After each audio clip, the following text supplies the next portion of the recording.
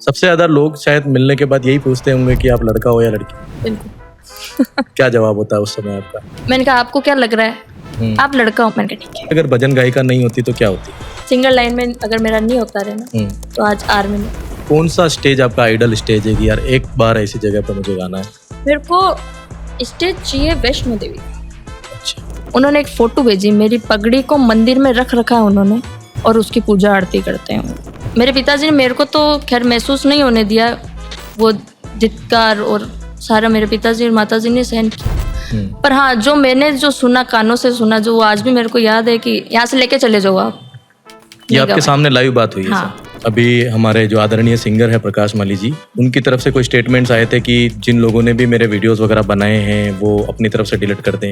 YouTube वाला कोई डाल ही नहीं रहा है, अब नहीं डाल रहा है। अब पहले डालते जिसको तो कोई नहीं हटाए। फालतू इसमें विवाद करना भी अपनी समझदारी है ही नहीं।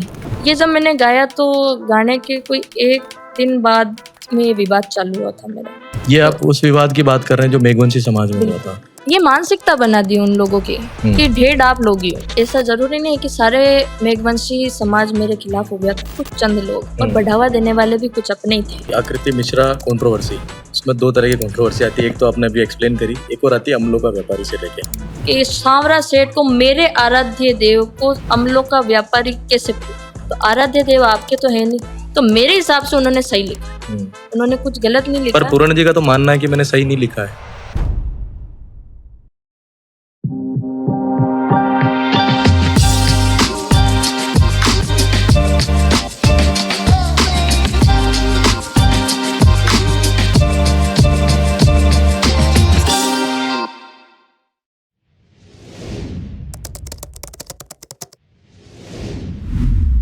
तो दोस्तों फाइनली आकृति मिश्रा जो कि भीलवाड़ा जिले की युवा कलाकार है हमारे बीच आ चुकी है।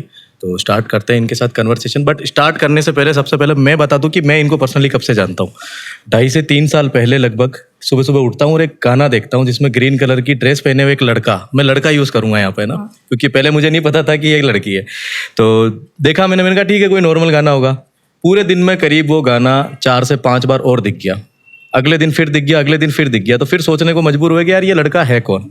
जब हमने जानने की कोशिश करी उस टाइम तो पता चला कि आकृति मिश्रा नाम है और शी इज़ अ गर्ल। और उनकी जो आवाज़ है, उनके आलाप है, उनके जो पिच है जिन्हें आप हाई पिच बोलते हैं, वो इतने अद्भुत थे कि सुनने में सबको मजा आ रहा था। और उनका म्यूजिक ब्लेंड जो कि इनके वोकल के साथ पूरा का पूरा मैच हो रहा था और इतना मजा आया वो गाना सुनने के बाद कि उस समय से ही इच्छा थी कि यार कभी इनसे बातचीत हो, कन्वर्सेशन हो पूरे के पूरे इस गाने के सॉन्ग के क्रिएशन के पीछे। तो स्वागत है आपका प्रिंस वर्ल्ड के नए शो में। कैसे हो? सॉरी। बिल्कुल एकदम बढ़िया, आप सभी का प्रेम आशीर्वाद है और एकदम बढ़िया हूँ। तो शुरुआत ही हमने इस वायरल सॉन्ग से करी है। तो आपके जो पर्सनल इन्फॉर्मेशन है उससे पहले अपन इस गाने पे जाएंगे। बिल्कुल। तो आप बताइए कि ये गाने की जो तैयारी हुई थी या कैसे क्या इसकी सारी व्यवस्थाएं हुई थी? मतलब ये लीलन भजन जब मैंने गाया था, जब तेजा दशमी का जो एक दिन पहले जो जागरण होता है। कब की बात है ये? अपन थोड़ी सी डेप्थ में बात हाँ करेंगे। बिल्कुल, 2021 की बात है ये। ठीक है। 15 सितंबर को तेजा दशमी के नवमी का जो जागरण लगता है तेजा जी महाराज का। कहाँ? तो मेरा कार्यक्रम था चित्तौड़ जिले में सहनवा गांव पड़ता है। ठीक है। सहनवा गांव में तेजा जी महाराज का थान है। वहाँ पे तेजा जी महाराज की भजन संध्या रखी थी। जब लास्ट में जब लाइव भी चल रहा था वहाँ पे भजन को सारा मतलब निपटारा हो गया था, मतलब सारा प्रोग्राम खत्म होने की कगार पे था। ठीक है। लास्ट में पब्लिक भी नहीं थी। जब मैंने एक बार सोचा, मैंने कहा भजन अच्छा लगा, एक बार सुन के एक बार गा देते हैं। तो कान में, जब मेरे पास ईयरफोन भी नहीं थे, कान में ऐसे लगा के सुना था मैंने। अच्छा। तो कुछ लाइनें मेरे को याद थी, कुछ लाइनें याद नहीं थी। आपको खुद से आया या किसी ने डिमांड करी कि यार ये वाला भजन गाओ? ये डिमांडेड नहीं था, ये मैंने मर्जी से ही गाया था। मेरे को काफी अच्छा लगता था ये भजन। उन दिनों मैंने 3-4 बार सुना था, जो रेगुलर सुना था। और ओरिजिनल किसका था ये सॉन्ग? ये ओरिजिनल था, लिखा तो अजीत जी चौधरी ने था। ठीक है। उन्होंने, जब मैंने गाया था, जब 4 साल पहले उन्होंने गा दिया था। ओके। उसके बाद में इस भजन को गाया था छोटू सिंह जी रावणा ने। ठीक है। और मैंने तो लाइव गाया था, उन्होंने तो रिकॉर्डिंग करी थी, मैंने लाइव गाया था। तो जब गाना मैंने जब ये चालू करा तो मैंने कहा एक बार गा देते हैं। जो भैया लोग वहाँ पे सामने कैमरे पे थे, उन भैया का मैंने कहा भैया कैमरा भी उन्होंने तो हटा दिया था। अच्छा। कैमरा भी उन्होंने हटा दिया। तो मैंने कहा भैया एक बार कैमरा वापस लगाओ, अच्छा। एक नया भजन है, एक बार देखते हैं। तो भैया ने फटाफट कैमरा लगाया और तो कैमरा। इसमें जैसे जो आसपास साउंड वाले जो बैठते हैं, हाँ जी। क्या इनकी पूर्व में तैयारी होती है या आपने उनको ऐसा भी इशारा तैयारी करा नहीं कि यार एक नया गाना गा रहे हो तो उस हिसाब से बजाओ इसको? इस भजन की कुछ भी तैयारी नहीं थी मेरी तरफ से, ठीक है, और ना बजाने वालों की तरफ से कोई ऐसी कोई तैयारी थी। ठीक है। कुछ भी तैयारी नहीं थी। जब मैंने गाया तो ये भजन शायद इसकी धुन कुछ अलग है और मैंने सिमिलर एक ही वॉइस में गा रखा है इसको। ठीक है। इसमें ओ तेजा जी कहीं आ जाऊं, तो मैंने इस वॉइस में नहीं गाया इसको, ना इसको एक धुन दी है, मैंने एक ही धुन पे पूरा भजन गाया है। और नॉर्मल जैसे लीलन प्यारी है तो उस भजन को मैंने 3-4 उसके पैराग्राफ यूज करे, बाद में दूसरे पैराग्राफ है अपने खुद के लगाए मतलब? हाँ। ठीक है। और वो भी किसी सिंगर के हैं, कुछ एक मेरे मन के हैं, वो मैंने गाया था। ठीक है। जब लास्ट में पब्लिक भी नहीं थी, जब ये भजन मैंने गाया तो गा दिया, मैं गा के नीचे उतर के आराम से प्रोग्राम आरती कर दी। उसके बाद मेरा नेक्स्ट डे प्रोग्राम था अपने पास में ही, राजसमंद में था प्रोग्राम। तो नेक्स्ट डे मैंने रात में भी वहाँ पे प्रोग्राम दिया, पर मेरे को नहीं पता भजन वायरल हो गया। ठीक है। मेरे को अब मतलब 2 दिन तक आपको पता ही नहीं कि क्या चल रहा है? ठीक है। सुबह उठ के जब फोन पे फोन आने लगे, जब पता पड़े कि यार क्या हुआ। पहला फोन किसका था और क्या था उसमें, क्या बोला? पहला फोन नागौर साइड से आए थे मेरे फोन ज्यादातर। ठीक है। नागौर, किशनगढ़ इस साइड से आए थे ज्यादातर। प्यार इसी एरिया से मिलने लगा था, मतलब अजमेर के आगे से ये चालू हो गया था। तो सबसे पहला फोन मेरे नागौर, किशनगढ़, अजमेर, सुरसुरा, तेजाजी महाराज का जो ससुराल है वहां से आने लगे। क्या शब्द थे उनके जब पहली बार उन्होंने फोन? वो बोले कि ये भजन गाने वाले भैया कहाँ हैं? भजन गाने वाले भैया, ये भैया कहाँ हैं? ठीक है। तो सबसे पहली बात तो पहले शर्तें लगने लगी थी, ये है कौन, लड़का है या लड़की है, ऐसा कुछ। वो लोगों की काफ़ी शर्तें लगी थी, कोई हारता कोई जीतता। तो मेरे को फ़ोन इस कारण भी आते थे कि आप ये सही से बताओगे कौन है, लड़का है या लड़की? हम हार रहे हैं, जीत रहे हैं, तो उस कारण। तो सबसे पहले फ़ोन मेरा नागौर से आया था, तो ये लीलन तेजाजी महाराज का भजन आपने गाया, बहुत अच्छा लगा। तो नागौर साइड का ही आया था मेरे सबसे पहले फ़ोन। मेरे को तो काफ़ी टाइम बाद में, जब 2 दिन निकल गए, जब पता पड़ी, जब घर के बाहर ही बजा था, ये किसी ने चलाया था ये भजन। अच्छा। जब फ़ोन में देखा तो वो सबकी स्टेटस थे, सब मेरे को बधाई दे रहे हैं, सब बता। जब मेरे को बाद में पता पड़ी, फ़ोन पे फ़ोन आने लगे, जब मेरे को लगा कहाँ अपना कोई सॉन्ग वायरल हुआ है। बाकी सब तेजाजी महाराज की मेरे, बाकी ज़्यादातर प्यार जो मेरे को मिला, अब मेरे सभी पूरे जितने राजस्थान के भाई बहन हैं, सभी ने इस भजन को बहुत प्यार दिया। बहुत इस भजन को जितना तेजाजी महाराज ने उठाया है, वैसे इसके भजन के आगे के भजन तो उठे ही हैं, पर इस भजन को काफ़ी प्यार मिला है। लगभग 7 से 8 करोड़ व्यूज है इस पे आज तक देखा जाए तो। मतलब हाँ, सबसे ज्यादा अभी भी व्यूज इसी पे हैं? इसी पे हैं। तो एक बार ये लाइव भी हो जाए ये भजन। बिल्कुल। लीलणम हरी जय जय जय जय, गड्ड खरनाले शहर, तू तो गड्ड खरनाले शहर, बाबल ने नीवण देव जे, मायड़ ने नीवण देव जे। हे प्यारी लीलण में थारो चंदो, तू मारी है चकोर, मारे कालजियारी कोर, मानू में थाने जीवरी जड़ी। क्या बात है, क्या बात है। सबसे खुशी की बात पता है क्या है? इनके मम्मी जी भी आए हैं पीछे और वो एंजॉय कर रहे हैं शो को। मम्मी जी, कैसा लगता है जब आपके बेटी कहीं बड़े बड़े स्टेजों पे गाती है? तो खुशी होती है सच में या ऐसे ही? तो कह रहे हैं कि खुशी होती है बहुत ज्यादा। ठीक है। तो ये भजन जब आपने बाहर सुना है ना, तो आपके परिवार वालों की तरफ से क्या रिएक्शन रहे उस समय? देखिए भैया, परिवार वालों का तो ऐसा रहता है कि मैंने मेरा खुद का इतनी सी उम्र में मैंने जो महसूस किया, सबसे ज्यादा पैर खींचने वाले अपने होते हैं। सही बात है, बिल्कुल ये सही बात है। और मैंने इसको महसूस किया है, क्योंकि खुश बहुत कम लोग होते हैं और जलने वाले तो बहुत हैं। तो सबसे पहले जो जलने वाले होते हैं वो घर वाले ही होते हैं। सही बात है। जो आपको वही सबसे ज्यादा हेट देगा जो आपको अच्छी तरह से जानता है। बस अनजान लोगों को तो आपसे लेना देना भी नहीं होता है। अक्सर वही लोग पैर खींचते हैं जिनको वो अपने को अच्छे से जानते हैं, अपन उनको अच्छे से जानते हैं, वही पैर खींचते हैं। तो परिवार का तो ऐसा है कि ऐसा रिएक्शन कुछ रहा नहीं था, क्योंकि उन्होंने तो जब शुरुआत में मेरे पापा मम्मी जब लेके जाते थे मेरे को भजन गवाने के लिए, उन्होंने तो उस टाइम में मना कर दिया था। क्या कारण रहे आपके हिसाब से मना करने के? मतलब क्या करोगे इसको बाहर ले जाके गाने सॉन्ग क्या है स्टेज पे क्या भजन गाना है तो वही सामाजिक जो है ये जो कुरीतियां हैं ये लगभग देखा जाता है हर घर के अंदर होती है जहाँ पे भी कोई उभरता हुआ निकलता है। बस और इसके पीछे बहुत सारे कारण भी होते हैं क्योंकि उनको लगता है कि यार हम नहीं कर सकते तो यार सामने वाला भी ना करे। सही। और ये थोड़ी सी गलत अप्रोच भी होती है। एक लड़की होके इतने बड़े बड़े स्टेजों पे जा रही है, इससे बढ़िया बात क्या हो सकती है। आज शायद वो अपने आप को कोसते होंगे कि यार ये क्या कर दिया हमने। चलो सफर की शुरुआत करते हुए संगीत यात्रा की जो प्रेरणा है उसकी बात करेंगे सबसे पहले अपन। इसकी प्रेरणा कहाँ से मिली आपको कि यार भाई मेरे को सिंगिंग लाइन में जानी है? ये प्रेरणा मेरे को घर से ही मिली है। घर में और भी कोई सिंगर है? मैं मतलब मम्मी पापा का भी शौक रहा है, मतलब संगीत में आध्यात्मिक से जुड़े हुए हैं हम सभी घर में। तो मेरे पिताजी को भी शौक ही यही था सिंगिंग का ही और काफ़ी अच्छा गाते थे। मम्मी शास्त्रीय संगीत में या जो मॉडर्न वाला है? मतलब भजनों का शौक था। अच्छा भजनों का, ठीक। भजनों का शौक था। तो हम क्या मतलब जैसे रात में शाम के टाइम पूजा के टाइम पे हम सभी ऐसे बैठ जाते और भजन गाते थे। तो मम्मी पापा को और भैया दीदी को सबको देख के मुझे एक जुड़ाव होने लग गया कि हाँ अपन गाते हैं। तो घर से प्रेरणा मिली है मेरे को भजन की। और घर से जो वो गाते थे तो वो नॉर्मली गाते थे, ऐसा नहीं था कि मतलब प्रोफेशनली बाहर कोई शोज वगैरह हो रहे हैं या फिर कोई नहीं कार्यक्रम? ऐसा कुछ नहीं था। मैंने शुरुआत करी थी 7 साल की उम्र में। आज क्या उम्र है आपकी? आज मेरी 21 साल की उम्र है। बहुत छोटी सी उम्र में बहुत कुछ करके बैठे हैं। ठीक बात है।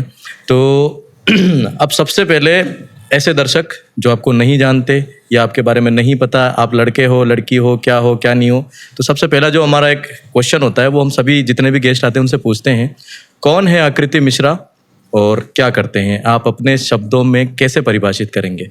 मतलब आप क्या मानते हो कि आपकी नज़र में कौन है आकृति मिश्रा?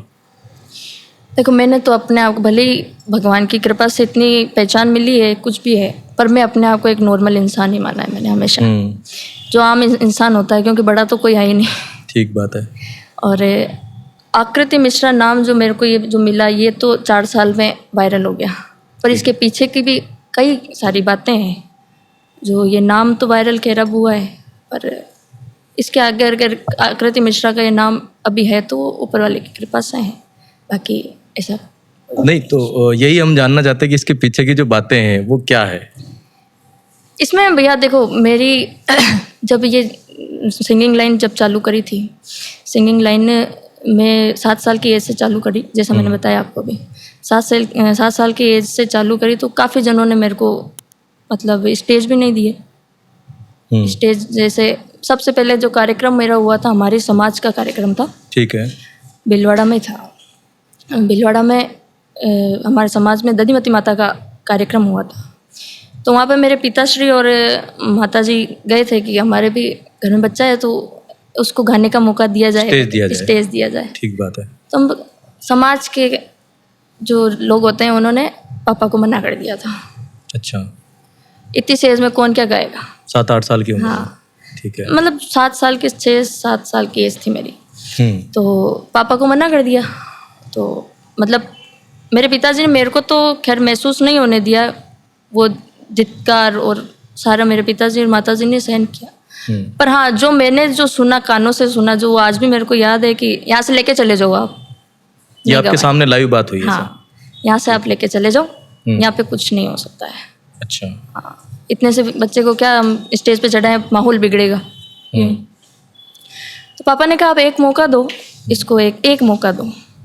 तो पापा ने कई बार हाथ जोड़े, कई वो धिक्कार माताजी ने सबकी सुनी है। फिर बाद में मेरे को जब प्रस्तुति करने का समय दिया, उन्होंने कहा करो देखें, तो भी मेरे को कुछ मिनटों में बांधा था कि 3 मिनट का आपके पास समय है और आप चले जाना। और इससे पहले संगीत का कोई नॉलेज नहीं लिया? नहीं था मेरे को। ठीक है, चलो। फिर इस प्रोग्राम के बाद एक भजन मैंने जब गाया था, उसके बाद में जब अच्छा मैंने गाया, थोड़ा बहुत अच्छा गाया, तो आगे से आगे समाज के कई लोगों ने कहा कि एक भजन करके मैंने 3-4 भजन गाए थे। ठीक है। सबसे पहले भजन की मैंने शुरुआत करी थी बालाजी महाराज के भजन से। जो मैंने सबसे पहले मेरी जीवन का फर्स्ट भजन जो गाया वो मैंने सालासर बालाजी का भजन गाया था। कौन सा भजन था वो? आज वापस इतनी सुरीली आवाज होने के बाद कैसा लगता है ये सुनना चाहते हैं। बिल्कुल। सालासर वाले बाबा वीर हनुमाना, भंवर में फंसी है नैया पार लगाना। सालासर का बजरंग बाला ये मेहंदीपुर वाला, सालासर वाले बाबा वीर हनुमाना, भंवर में फंसी है नैया पार लगाना। ग्रेट यार, बहुत प्यारी वॉइस है। आपके बचपन से जो भजन गाने का जो आपको शौक रहा, वो स्कूल में कैसे क्या मैनेज हुआ फिर? मतलब क्योंकि स्कूल में जाते थे तो उन दोनों चीज़ों को एक साथ बैलेंस करना बहुत बड़ी चुनौती होती है मेरे ख्याल से। काफ़ी अच्छा सवाल आपने पूछा भैया। मैं जब 7 साल की एज में, क्योंकि एज भी बहुत कम थी, तो मैंने 2nd से लेके 10 तक की पढ़ाई हैप्पी डेज स्कूल में करी है, भिलवाड़ा में, आजाद नगर। आज़ाद नगर में। ठीक है।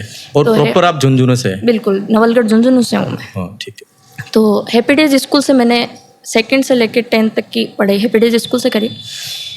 हैप्पी डेज स्कूल के जो प्रिंसिपल मैडम है कांता जी जैन, बिल्कुल, उनका काफ़ी सहयोग रहा है। ये बात मैंने कभी कही नहीं है, आज मौका मिला है पूरा कहने का। तो उनका काफ़ी सहयोग रहा है। सबसे पहले मेरे माताजी पिताजी, उसके बाद में अगर स्कूल लाइन में देखा जाए तो उन्होंने काफ़ी मेरा सपोर्ट किया है। मतलब मेरा कोई प्रोग्राम रहता, प्रोग्राम तो बाद में आने लगे, पर मेरे पापा ने संगीत की शिक्षा के लिए मेरे कोचिंग करा था। सर के पास सीखने जाने भेजते थे पापा। तो मेरे कोचिंग का टाइम था 4 बजे का, ठीक है, और स्कूल का टाइम था 12 से 5 का। ठीक है, 1 घंटा, 1 घंटे का। तो मैडम इतना सपोर्ट करा था कि मतलब पीरियड चेंज कर देते थे। मतलब गणित का पहले कर देते, जो सब्जेक्ट इम्पोर्टेंट थे वो सारे पहले कर देते थे, और 1 घंटे पहले की छुट्टी दे देते हैं। और मतलब काफ़ी उनका सपोर्ट रहा है मेरा। स्कूल में गवाना, उनका वो आगे बढ़ाना कि हाँ बेटा आप आगे बढ़ो, आज ये कार्यक्रम है तो आपको गाना पड़ेगा, गाओ, आप कोशिश करो। मतलब बहुत सपोर्ट रहा उन मैडम का। और आज नहीं तो मना करना चाहते तो आज नहीं हो सकता है। सही बात है, बिल्कुल उनके पास चॉइस थी, ये चॉइस थी उनका, पर उन्होंने ऐसा नहीं करा। उन्होंने काफ़ी सपोर्ट करा। और मम्मी पापा का केवल एक बार कहना होता था, अगर एग्ज़ाम भी है मेरा उस पीरियड में, तो भी एग्ज़ाम को भी वो होल्ड करवा देते थे। क्या बात है, इतना सपोर्ट रहा मैडम का, और आज भी है। तो परिवार के बराबर वाला सपोर्ट हो गया ये तो, एक तरह से देखा जाए तो आज मिलते हैं तो उनको कैसा फील होता है? काफ़ी अच्छा फील होता है, काफ़ी खुश होते हैं, और उनको देख के अपने को भी बहुत खुशी होती है कि हाँ अपन इनके शिष्य हैं। कहाँ, सही बात है। और जैसे जो क्लासमेट्स वगैरह थे, उनके आपके प्रति किस तरह के व्यवहार रहे सिंगर बनने से पहले और बाद में? सिंगर बनने से क्लासमेट्स का तो ऐसा है कि मेरी ज़्यादातर फ्रेंडशिप बहुत कम होती थी। मेरी फ्रेंडशिप है नहीं इतनी, पर जितनी भी होती थी पर काफ़ी प्यार मिलता था क्लासमेट्स का। मतलब सॉन्ग भी गाए तो मैंने, भजन भी गाए क्लास में, तो फिर सब चलता है तो एक बार गाते, पर भजन मैंने बहुत ज़्यादा गाए हैं उसमें। मतलब सॉन्ग की धुन पे भजन बना देना बैठे बैठे, तो वो गा देने से। और क्लासमेट्स का क्या, हाँ कोई भी कार्यक्रम भी हुआ स्कूल में भी कि मैडम इससे गाओ ना, इनसे गाओ तो ना, वो एंजॉय करते थे पूरा, चलो ठीक है, पूरा एंजॉय करते थे। तो ये एक इंटरव्यू में देखा था मैंने कि आपने शास्त्रीय संगीत का जो है वो नॉलेज लिया है। मैं उन बिगिनर्स के लिए थोड़ा सा एक इसमें चाह रहा हूँ आपसे बताना कि जो शास्त्रीय संगीत है वो क्या है, किस तरह का होता है, और सिंगर्स को क्यों सीखना चाहिए ये? क्योंकि नए जो मॉडर्न सिंगर्स हैं उनको तो पता भी नहीं कि शास्त्रीय संगीत, आलाप, पिच करेक्शंस वगैरह ये सारी चीज़ें होती क्या है। इस चीज़ के लिए मैं यही कहना चाहूँ कि जो मॉडर्न सिंगर अभी जो चल रहे हैं, भजन लाइन में हो चाहे किसी भी लाइन, मैं तो मेरी जो भजन की लाइन में उसी की बात करूं कि जो अभी नए नए उभरते हुए जो जितने भी कलाकार हैं, उनको मेरा यही कहना है कि शास्त्रीय संगीत जीवन के लिए बहुत ज़रूरी है। क्योंकि एक संत ने कहा है कि जो सुर में नहीं है वो एक असुर है, और जो ताल में नहीं वो एक बेताल है। सही बात है। तो एक राक्षस प्रवृत्ति का बताया गया है। तो अपन चिल्लाने से, हाई नोट लगाने से ये चीज़ नहीं होती है। अपने आवाज़ नहीं, मेरे को मेरे गुरुजी ने बताया, मेरे गुरुजी हैं जो शास्त्रीय संगीत जो मेरे को सिखाया है। क्या नाम है गुरुजी का? विद्याशंकर जी किन्नरिया, जो आज़ाद नगर में रहते हैं, और स्वरांगन नाम से उनका इंस्टीट्यूट है। उन्होंने मेरे को सिखाया है। उन्होंने यही बात की है कि आवाज़ कभी गले से नहीं आनी चाहिए, आवाज़ आनी चाहिए अपनी नाभि से। जोर जो पड़ना चाहिए अपनी नाभि पे जोर पड़ना चाहिए, आवाज़ यहाँ से निकलनी चाहिए जब लगता है कि हाँ कोई गा रहा है। पर आजकल सिंगरों को वो चीज़ नहीं आजकल है, ऑटो ट्यून है ना, बस तो बस।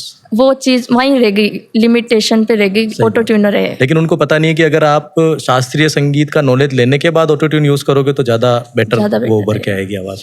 और शास्त्रीय संगीत जीवन के लिए बहुत अपने मतलब कोई जैसे किसी को माइग्रेन है तो भी बहुत मदद करेगा, किसी के हृदय रोग है तो भी मदद करेगा, मतलब हर एक जैसे कोई बीमारी भी है तो आपको वो हर एक राग पे वो डिपेंड है।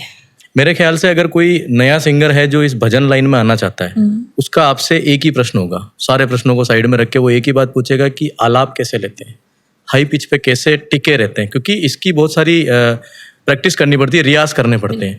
उसके बारे में थोड़ा सा अगर आप 1-2 मिनट बताना चाहें। शास्त्रीय संगीत में और हाई पिच पे जाने के लिए सबसे पहले तो अपने को अलंकार जो होते हैं 7 अलंकार होते हैं, उन 7 ही अलंकारों को जैसे सा है तो सा पे अपने को टिके रहना है। सबसे पहले सा से पहले अपने को ओम का उच्चारण करना चाहिए।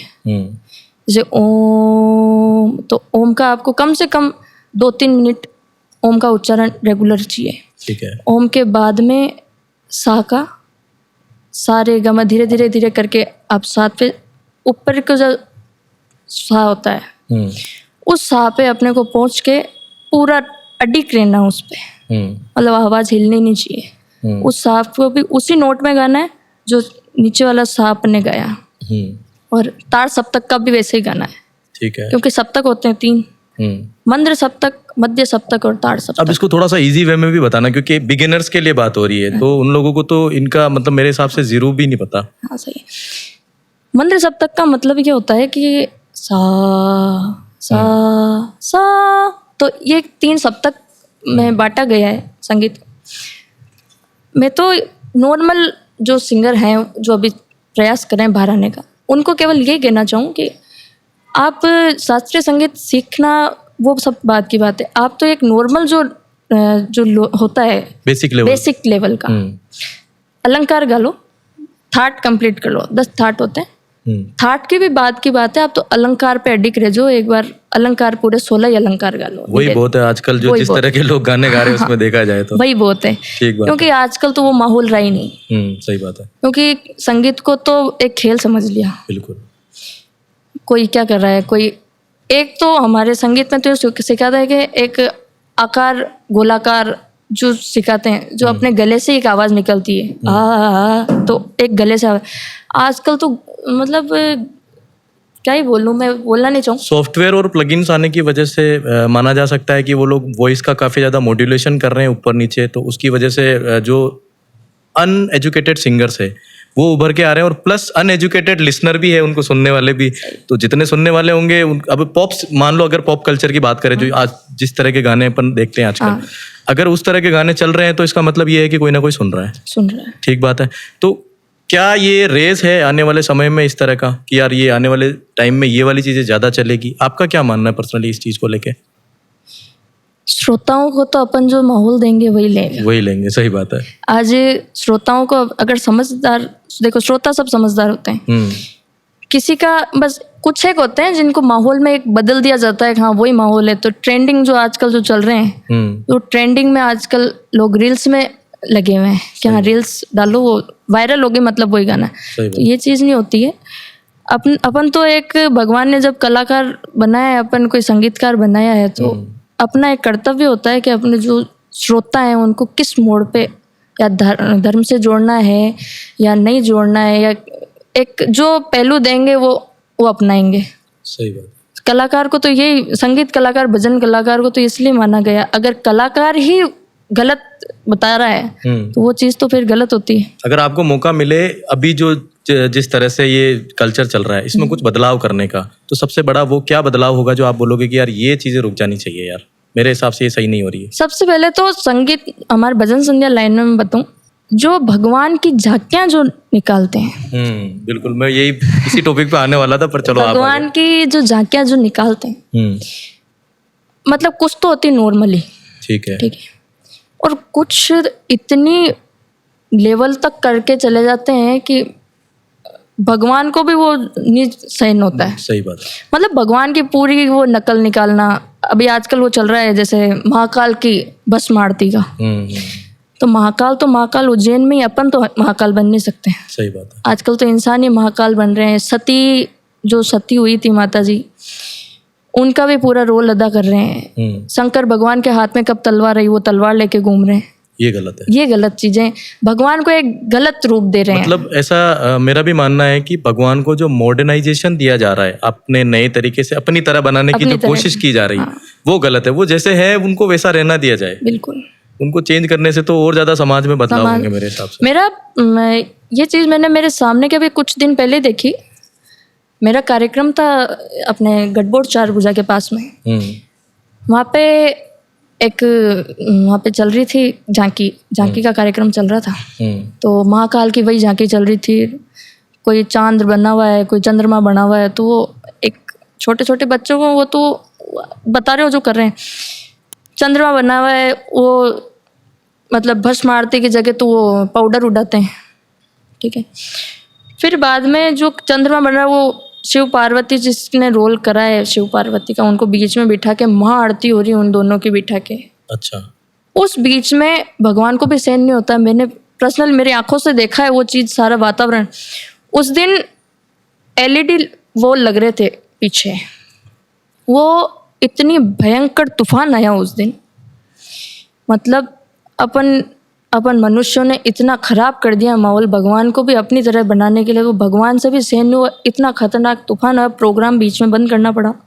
ऊपर से LED बॉल सारे गिर गए। मतलब भगवान समझाना चाहता है पर अपन समझने को तैयार नहीं। इशारे हो रहे हैं पर समझने को तैयार नहीं है। सही बात है। पर वो चीजें बहुत गलत है। ये एक बदलाव है जो आप करना चाहिए। हाँ। और कोई ऐसा बदलाव जो आपको लगता है प्रोग्राम लाइन में कि यार ये चीज थोड़ी सी अब गलत होने लग गई है? फिर मैं एक काउंटर देता हूँ। मतलब मेरा पर्सनल क्वेश्चन है इसमें एक। अच्छा, अभी सिंगर्स जो गा रहे हैं कर रहे हैं, एक तो संगीत को कुछ एक सिंगर्स हैं जो अभी नए होने लगे, वो संगीत को बड़ा घटिया तरीके से चिल्ला के गाना। संगीत एक सॉफ्ट वॉइस में गाया जाता है, जो अपनी मिनिमम जो वॉइस है, रेंज है तो ही गाओ, रेंज नहीं है तो मत गाओ। वो चीज़ से आपका ही नुकसान है। एक टाइम आएगा जब अपनी वॉइस चली जाएगी, तो वो क्या करते हैं कि चिल्ला के गाना, मतलब अपने नोट से ऊपर गाना, अपने नोट से भी बहुत कई ऊपर गाना उनको। वो कोई बात नहीं, वो एक गा रहा है जब तक ठीक है, पर उनको देख के कई लोग गा रहे हैं। मतलब कल्चर बदल रहा है कि भाई ऊंचा गाने से ही सब कुछ होता है। सही बात है। अभी जो छोटे जो सिंगर्स हैं छोटी एज के, वो भी उन्हीं की कॉपी कर रहे हैं। क्योंकि मानसिकता तो वहीं से आ रही है ना कि भाई अगर वो इतने बड़े सिंगर अगर हाई पिच में गा रहे हैं तो शायद हमें हाई पिच में ही गाना चाहिए। पर ऐसा नहीं होता भैया, हाई पिच पे गाना ही सब कुछ नहीं होता है। नॉर्मल वॉइस भी अगर कोई गा रहा है ना तो वायरल तो उसी से भी हो जाएगा। सही बात है। और वायरल होना तो सेकेंडरी है, सबसे पहले तो कला का प्रदर्शन सबसे ज्यादा। पर आजकल तो वायरल होना मेन हो गया। सही बात है। एक विवाद काफी ज्यादा चलता है यूट्यूब चैनल को लेके। अभी हमारे जो आदरणीय सिंगर है प्रकाश माली जी, उनकी तरफ से कोई स्टेटमेंट्स आए थे कि जिन लोगों ने भी मेरे वीडियोस वगैरह बनाए हैं वो अपनी तरफ से डिलीट कर दें। तो अलग अलग लोगों की अलग अलग धारणाएं, अलग अलग सिंगर्स अलग अलग बयानबाजी करते हैं। आपका क्या मानना है पर्सनली, आपको क्या लगता है कि वो सही है या फिर इसमें कोई और मानसिकता होनी चाहिए? देखो, उनकी भी एक मानसिकता होगी, इसलिए उन्होंने कहा है क्या कोई उनके साथ कुछ हुआ हो। सही बात है। इस चीज़ को लेकर अपन तो जज नहीं कर सकते ना इस चीज़ को। क्या पता किस चीज़ को सोच के उन्होंने ये चीज़ कहा। पर हाँ, उन्होंने जो चीज़ कही कि यूट्यूबर्स जितने भी हैं या यूट्यूब पे मेरे भजन जितने भी डले हुए हैं जिसके चैनल पे, वो हट जाने चाहिए। डल गए जो तो डल गए। सही बात है। और ये चीज़ अगर पहले बोल दी जाती ना, कि जैसे वो कोई कार्यक्रम में जा रहे हैं, कई सालों से गा रहे हैं वो, पर पहले की जो चीज़ें हो गई, पुरानी चीज़ को हटा कोई नहीं सकता, क्योंकि उस चीज़ से अगले ने रेवेन्यू ले लिया है, तो वो हो ही नहीं सकता है। पर अब जो कहीं वो जाते हैं, कहीं सिंगिंग या कोई प्रोग्राम में जा रहे हैं, तो अब नहीं हो तो ज़्यादा बेटर है। सही बात है भाई। अब कोई यूट्यूब वाला कोई डाल ही नहीं रहा है, अब नहीं डाल रहा है। अब पहले डालते जिसको तो कोई नहीं हटाएगा। सही बात है। और फालतू इसमें विवाद करना भी अपनी समझदारी है ही नहीं, बिल्कुल ही। तो इससे बढ़िया ये है कि अब मना कर दो। अब कुछ नहीं होता। हाँ, अगर आगे विवाद नहीं चाहते तो अब ये क्लियर रोक लगा दो कि चलो ठीक है, अब तक तो जो हो गया वो कर दिया, बट अब आगे से मेरा कोई कंटेंट आप अपने चैनल पे ना डालो। बस ठीक बात बाकी अब तो ज्यादा मना करने से विवाद ज्यादा ही होते हैं है। कि हमारा बिल्कुल नहीं आना चाहिए, तो अब तो कोई हटाने से राजी नहीं है, सही बात। होएगा ही नहीं राजी, क्योंकि अब उसका तो कमा खाने का वो हो गया है चीज। अच्छा, आपके साथ ऐसा हुआ होता तो आप क्या करते हैं? मेरे साथ होता तो मेरे साथ तो खैर नाम नहीं लेना चाहिए, मेरे साथ हो रहा है। अच्छा। कई यूट्यूब चैनल्स पे मेरे भजन डले हुए हैं और चल रहा है उस पे, पर मैंने आज तक किसी को ये नहीं कहा है कि मेरे भजन हटा दो या अब भजन नहीं डलने चाहिए। इससे अपना प्रॉफिट है। इससे प्रॉफिट क्या है कि अपना चैनल कहाँ कहाँ लग जाएगा, या अपना चैनल किस किस जगह तक पहुंच जाएगा, या फिर कितनी रीच ला देगा। कितनी रीच ला देगा। हर एक डिस्ट्रिक्ट में या हर एक आप कहीं भी जा रहे हैं, वहाँ का एक चैनल होना बहुत ज़रूरी है, क्योंकि उस एरिया को कवर वही कर सकता है। सही बात है। अपन चाहे कि नहीं हमारे चैनल लगना चाहिए, तो वो चीज़ नहीं होती, वो गलत भी हो जाता है, क्योंकि लोकल ऑडियंस वहाँ पे कनेक्ट ही नहीं करेगी। नहीं कनेक्ट करेगी। फिर अपने अपने एरिया में ही अपन बंद के रह जाएंगे, हाँ वहीं वहीं तक चलते हैं। सही बात है। तो ये चीज़ नहीं होनी चाहिए, क्योंकि मेरी तो यही राय है कि जहाँ अपन जा रहे हैं तो वहाँ का एक आधा अगर कोई सा भी यूट्यूब चैनल वाला है तो उसको हटाना नहीं है, उसको अपने हिसाब से अपन समझा दें क्या ये भजन आप मत डालना, ये मत करना, वो मत करना। जो भजन वायरल चल रहे हैं तो वो तो डालेगा, सही बात है। वो तो नॉर्मल बात है कि कोई अगर लीलन मैंने गाया है तो दूसरा यूट्यूब चैनल वाला डालेगा, 100% डालेगा वो। तो अपन उस चीज़ को मना नहीं करके कोई दूसरा भजन अपना नया है तो उसको बोल देंगे हाँ भैया आप ये रहने देना, उसको समझा दें। पर विवादित बात बोलने से तो विवाद बढ़ेगा ही, और अपने प्रॉफिट है इसमें, तो कोई उनका तो है नहीं, उनका अकेले का तो है नहीं, सिंगर्स के प्रॉफिट है। कब सिंगर कहाँ चल जाए वो पता नहीं और पड़ती ना। इससे और भी जो लोग हैं उनकी भी रोजी रोटी चल रही है। बिल्कुल, सबसे बड़ी बात तो आजीविका सबकी चलनी चाहिए, जरूरी नहीं है कि एक सिंगर की चलनी चाहिए, क्योंकि सिंगर के पीछे भी कई का हाथ होता है। क्योंकि म्यूजिक लाइन में सोर्स ऑफ इनकम बहुत सारे होते हैं, तो यूट्यूब भी एक जरिया है जो कि सबके पास होना चाहिए। बिल्कुल होना भी चाहिए। और मतलब अपने को एक सोशल मीडिया अब तो आगे बढ़ा रहा है, बाकी कई सालों पहले तो बंद के वहीं रह गए थे, अपनी अपनी जगह पे ही रह गए थे, अपने क्षेत्र में बंद के रह गए थे लोग। आजकल सोशल मीडिया का अपना जरिया हो गया है कि अपने को आगे तो बढ़ा रहा है। बाकी तो बहुत से कई कलाकार तो आज भी नहीं आ पा रहे हैं बाहर। कई अच्छे कलाकार हैं, कई गाँवों में अच्छे कलाकार हैं, पर वो बाहर नहीं आ पा रहे हैं। तो कुछ इस डर के कारण भी नहीं आते हैं कि उन सिंगर ने भी मना कर दिया, क्या पता अपना भी इसी कारण कोई यूट्यूबर डाले नहीं तो अपन कहाँ जाएंगे। तो उस चीज़ में रहता है। बाकी प्रॉफिट अपना ही है, सिंगर्स का ही है, इसमें कोई वो नहीं है कि दो राय नहीं है कि बंद कर दो ये कर दो, वो चीज़ में नहीं। प्रॉफिट सिंगर का ही है, अपना खुद का भी है, अगले का भी है, सामने वाला के श्रोता, सबका मुनाफा ही है, इसमें कोई गलत चीज़ नहीं है। अपना भजन दूसरे क्षेत्र में तो जा रहा है, सही बात है, आगे, पर ये पता नहीं पड़ती ना किस चैनल पे कब कौन सा भजन चल जाए, पता नहीं पड़ती। अपने चैनल पे नहीं चल रहा, दूसरे के चैनल पे चल गया तो फेस तो अपना ही वायरल हो रहा है, उसका चैनल तो होगा, फेस तो अपना वायरल हो रहा है। अच्छा, सोशल मीडिया से पहले और बाद में किस तरह से बदलाव आया म्यूजिक इंडस्ट्री में पहचान मिलने को लेके? लाइक आपको जो वायरल हुआ आपका सॉन्ग, वो तो सोशल मीडिया के थ्रू हुआ, तो आपको पहचान सोशल मीडिया के थ्रू। ऐसे 80% सिंगर्स है अभी आज के टाइम में, उनको सोशल मीडिया से मिल रही है। पहले शायद मुश्किल हुआ करता था, क्योंकि स्टेज मिलना ही अपने आप में बहुत बड़ी बात थी। तो आपकी क्या राय है इसको लेके? सोशल मीडिया का तो बढ़िया है जो सोशल मीडिया बन गया।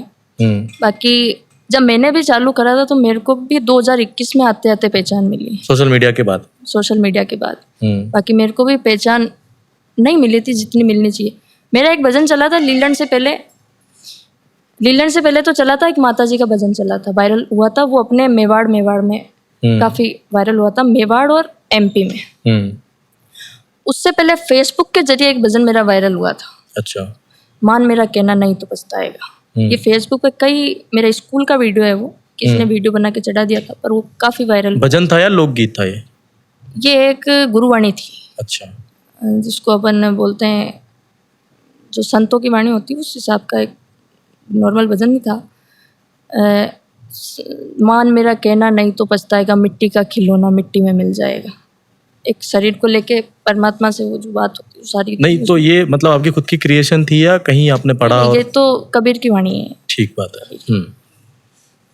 तो मतलब सोशल मीडिया का तो अब काफ़ी बड़ा उपयोग होने लगा है। बाकी मेरे को 2021 में पहचान मिली, उससे पहले मेरा भी ऐसा कोई ज़्यादा कुछ नहीं होता। 2-3 हुए थे वायरल, नो डाउट, वो भी मेरे को सोशल मीडिया के माध्यम से ही हुए थे। बाकी ऐसा कोई वो नहीं हुआ कि जो जरिया दूसरा हो। और viral बाकी होने का। स्टेज के थ्रू जो पहचान लोग पाते हैं वो कितना मुश्किल रहता है आपके हिसाब से, क्योंकि आपने स्ट्रगल देखा है। जैसे कि आप बता रहे हैं कि 7-8 साल की उम्र से आप सिंगिंग लाइन में हैं, तो आपके हिसाब से कितना कुछ देखना पड़ता है। एक स्ट्रगलिंग लाइफ का जो फेज होता है वो मैं जानना चाह रहा हूँ। और एक बार क्या है कि जो नए सिंगर्स हैं वो भी अगर देखेंगे तो उनको पता चलेगा कि अच्छा ये भी करना पड़ता है क्या। स्ट्रगल देखा तो काफ़ी है भैया। मतलब छोटी सी उम्र में जब वो धिक्कार पड़ती है ना, नहीं गवाएंगे, एक तो वो। दूसरा, हाँ, मेरे कभी मम्मी पापा घर के जो परिवार है मेरा, उनमें से कभी मेरा वो नहीं रहा कि नहीं जाना है बाहर, ये वो चीज़ नहीं रही कभी। बाकी बाहर के इंसानों ने तो रोका ही है खैर कि नहीं रहने दो, कोई ज़रूरी नहीं। पर आज के सिंगर्स को तो ये बड़ा मौका मिल रहा है अब तो। मैंने जहाँ तक देखा है, अब किसी को इतना स्ट्रगल मैंने नहीं देखा कि करना पड़ रहा है, क्योंकि सोशल मीडिया खूब ले जा रहा है। वो तो एक भजन भी गाया जाता है वो तो वायरल। आजकल तो लोग पहले सोशल मीडिया भजन डाल देते हैं, वायरल हो जाते हैं, फिर बताते हैं घर पे कि अब हम सिंगर बनेंगे। अब हम सिंगर बन गए, तो सही एक वायरल होने से सब सिंगर नहीं बन जाते। सही बात। और दूसरी चीज, पहले ना घर वालों से परमिशन लेना ही मेरे हिसाब से बहुत बड़ी बात थी, क्योंकि वो सोचते थे पता नहीं क्या होगा, कितने साल लगेंगे, कितने पैसे लगेंगे। तो ये जो स्ट्रगलिंग वाला फेज होता है, इसमें और क्या क्या चीजें होती थी पहले जो देखनी पड़ती थी वर्सेस नाउ अब नहीं देखनी पड़ती। पहले तो सबसे पहले तो घर वालों से परमिशन लेना ये सबसे मुश्किल हुआ करता था। मुश्किल होता 90% घर वाले नहीं देते थे। नहीं देते थे, समझाना ही बहुत मुश्किल होता था। हम्म और खैर मैंने ये चीज़ नहीं देखी, जो बहुत ये चीज़ मैंने नहीं देखी। मैंने देखी तो भारी देखी ये सब चीज़ें हैं, क्योंकि जब मैंने जैसा बताया आपको, उस कार्यक्रम समाज का था, वहाँ पे मेरे पिताजी को धिक्कार दिया गया था। तो ये धिक्कार तो बहुत ज़्यादा ही पड़ती है। सब अगर पिताजी माताजी साथ में, तो सब माता पिता ये नहीं चाहेंगे कि हमारे बच्चे को सुनना पड़े। अब ये दोस्तों बात पता है क्या, ये सुनने में इतनी छोटी लगती है कि हम मेरे पापा को वहाँ से ये बोल दिया वो बोल दिया, बट आप फील करके देखो कि एक 8 साल की लड़की जिनके पिताजी अपने समाज से आग्रह कर रहे हैं कि मेरी बेटी को गाने दिया जाए, सिर्फ इतनी सी बात है, गाने दिया जाए। ऐसा नहीं कि भाई तुम कोई बहुत बड़े स्टेज पे हो या कोई सामाजिक प्रोग्राम की बात हो रही है, फिर भी मना कर दिया गया। तो इससे ज़्यादा सैड बात क्या हो सकती है हमारे समाज के लिए। जिस तरह का ये पुरुष प्रधान समाज होता है, अगर ये महिलाओं को आगे नहीं आने देगा तो फिर आने वाले टाइम में जो लड़कियां हैं वो कैसे ग्रोथ लेगी। तो ये मानसिकता बदलना बहुत ही ज़्यादा जरूरी। तो इस चीज़ की गहराई को समझना कि एक 8 साल की लड़की को ये क्लियरली मना कर दिया गया कि नहीं, यू कांट सिंग, और बावजूद इसके वो लड़की आज बड़े से बड़े स्टेज पे अपने पैर नाप रही है। दूसरी बात, मेरे पिताजी ने, मेरे माताजी ने कभी मेरे को लड़की नहीं माना, ये सबसे बड़ी बात है। और मैंने अपने आप को कभी लड़की नहीं समझा। दर्शकों ने भी नहीं समझा शुरू में, दर्शकों ने वो तो आज भी नहीं समझते। बढ़िया है मेरे लिए, मेरी अच्छी बात है, अच्छी बात है ये। हाँ। और स्ट्रगल जो अपन बात कर रहे थे, स्ट्रगल आजकल स्ट्रगल जो माता पिता देखते हैं वो बच्चे नहीं देखते, क्योंकि माता पिता देख चुके होते हैं वो चीज़। माता पिता को अपने परिवार से भी लड़ना है बच्चे को आगे बढ़ाने के लिए, तो एक अपने आप में बड़ा स्ट्रगल होता है। क्योंकि खुद का बच्चा जब रोक दिया जाए परिवार वालों के चक्कर में, तो माता पिता का भी दिल टूटता है। सही बात है कि अपना बच्चा पीछे अपने कारण नहीं रह पा रहा। वो ये नहीं बोलेंगे अपने परिवार के कारण, अपने कारण नहीं रह पा रहा है। तो आजकल तो काफ़ी बढ़िया बढ़िया जो छोटे छोटे जो भी सिंगर हैं छोटी उम्र में, वो आगे आ रहे हैं।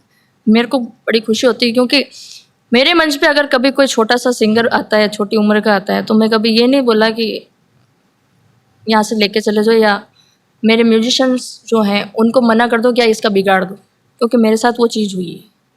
मैंने कभी वो चीज़ नहीं करी। और ये चीज़ वही कर सकता है जिसके साथ बीती है। मतलब मेरे को जब पापा लेके जाते थे, तो अभी मेरे पिताजी नहीं है, हाँ। तो पापा जब लेके जाते थे तो वहाँ पे चलो दे दिया, माइक दे दिया, तो मिनट जो मैंने कहा था मिनटों में बांध देते। मिनट में बांधने के बाद में भी सुंदरकांड के कार्यक्रम में जाते थे हम।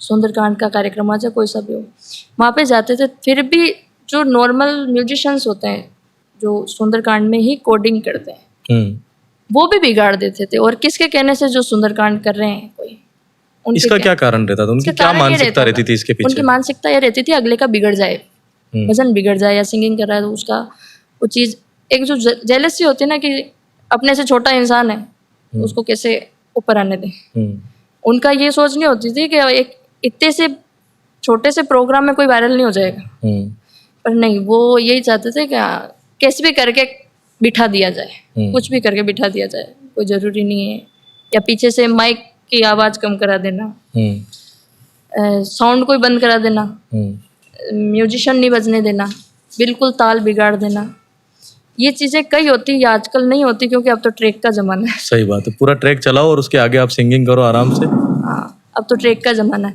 तो इस कारण क्या है कि आजकल इतना स्ट्रगल देखा नहीं जा रहा है, काफ़ी स्ट्रगल देखा है मैंने इस मामले में, सिंगिंग लाइन में, क्योंकि जब सिंगिंग लाइन में जाते थे, जब प्रोग्राम छोटा सा प्रोग्राम है और वहाँ पे कोई मिलने वाला भी है, तो वो ये नहीं बोलेगा कि हाँ ये हमारे रिलेशन में है, हाँ होगा कोई, पर जैसे ख्याति मिलती है अपने को, विख्यात हो जाता है इंसान का, ठीक है ज़्यादा वायरल हो गया, ये हो गया, तो वही इंसान ये बोलेगा कि हाँ हमारे रिलेशन में। सही बात है। तो ये बदलाव क्या आपने भी देखा? बिल्कुल, ऑलमोस्ट सभी जितने फेमस लोग हो जाते हैं वो देखते ही हैं कि भाई पहले इनका व्यवहार अलग था, अब ये आते हैं घर पे तो अलग तरीके से बात कर, अलग भाव होते हैं।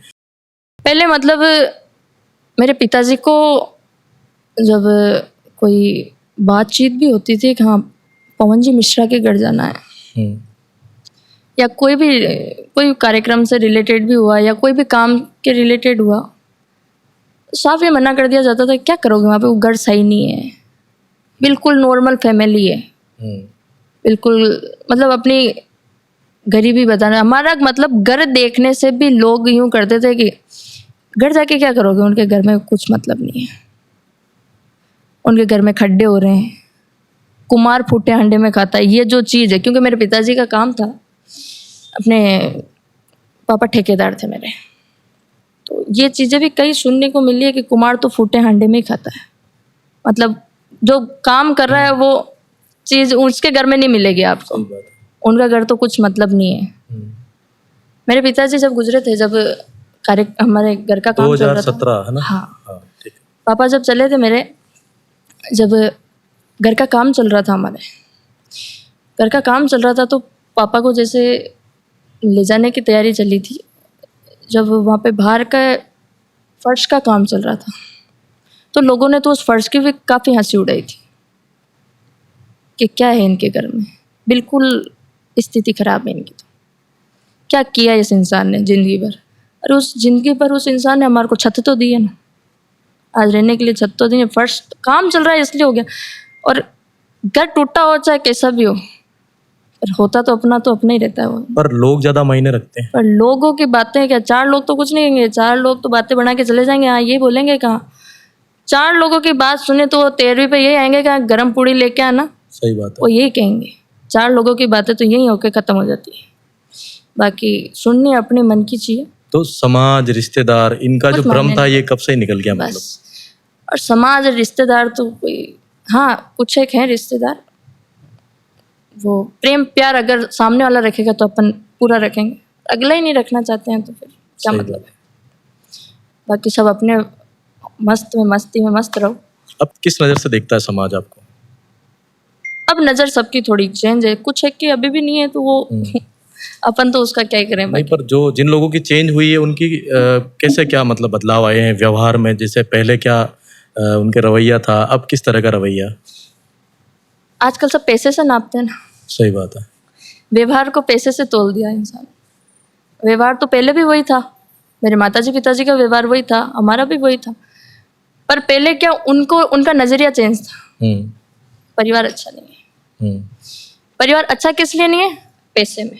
सही बात है, पैसे में अच्छा नहीं परिवार, बाकी व्यवहार से नापा जाता है परिवार को, तो पैसे से तो कोई गिनती नहीं है। पैसा तो आज और कल नहीं है, हर दिन एक जैसा नहीं होता है ना।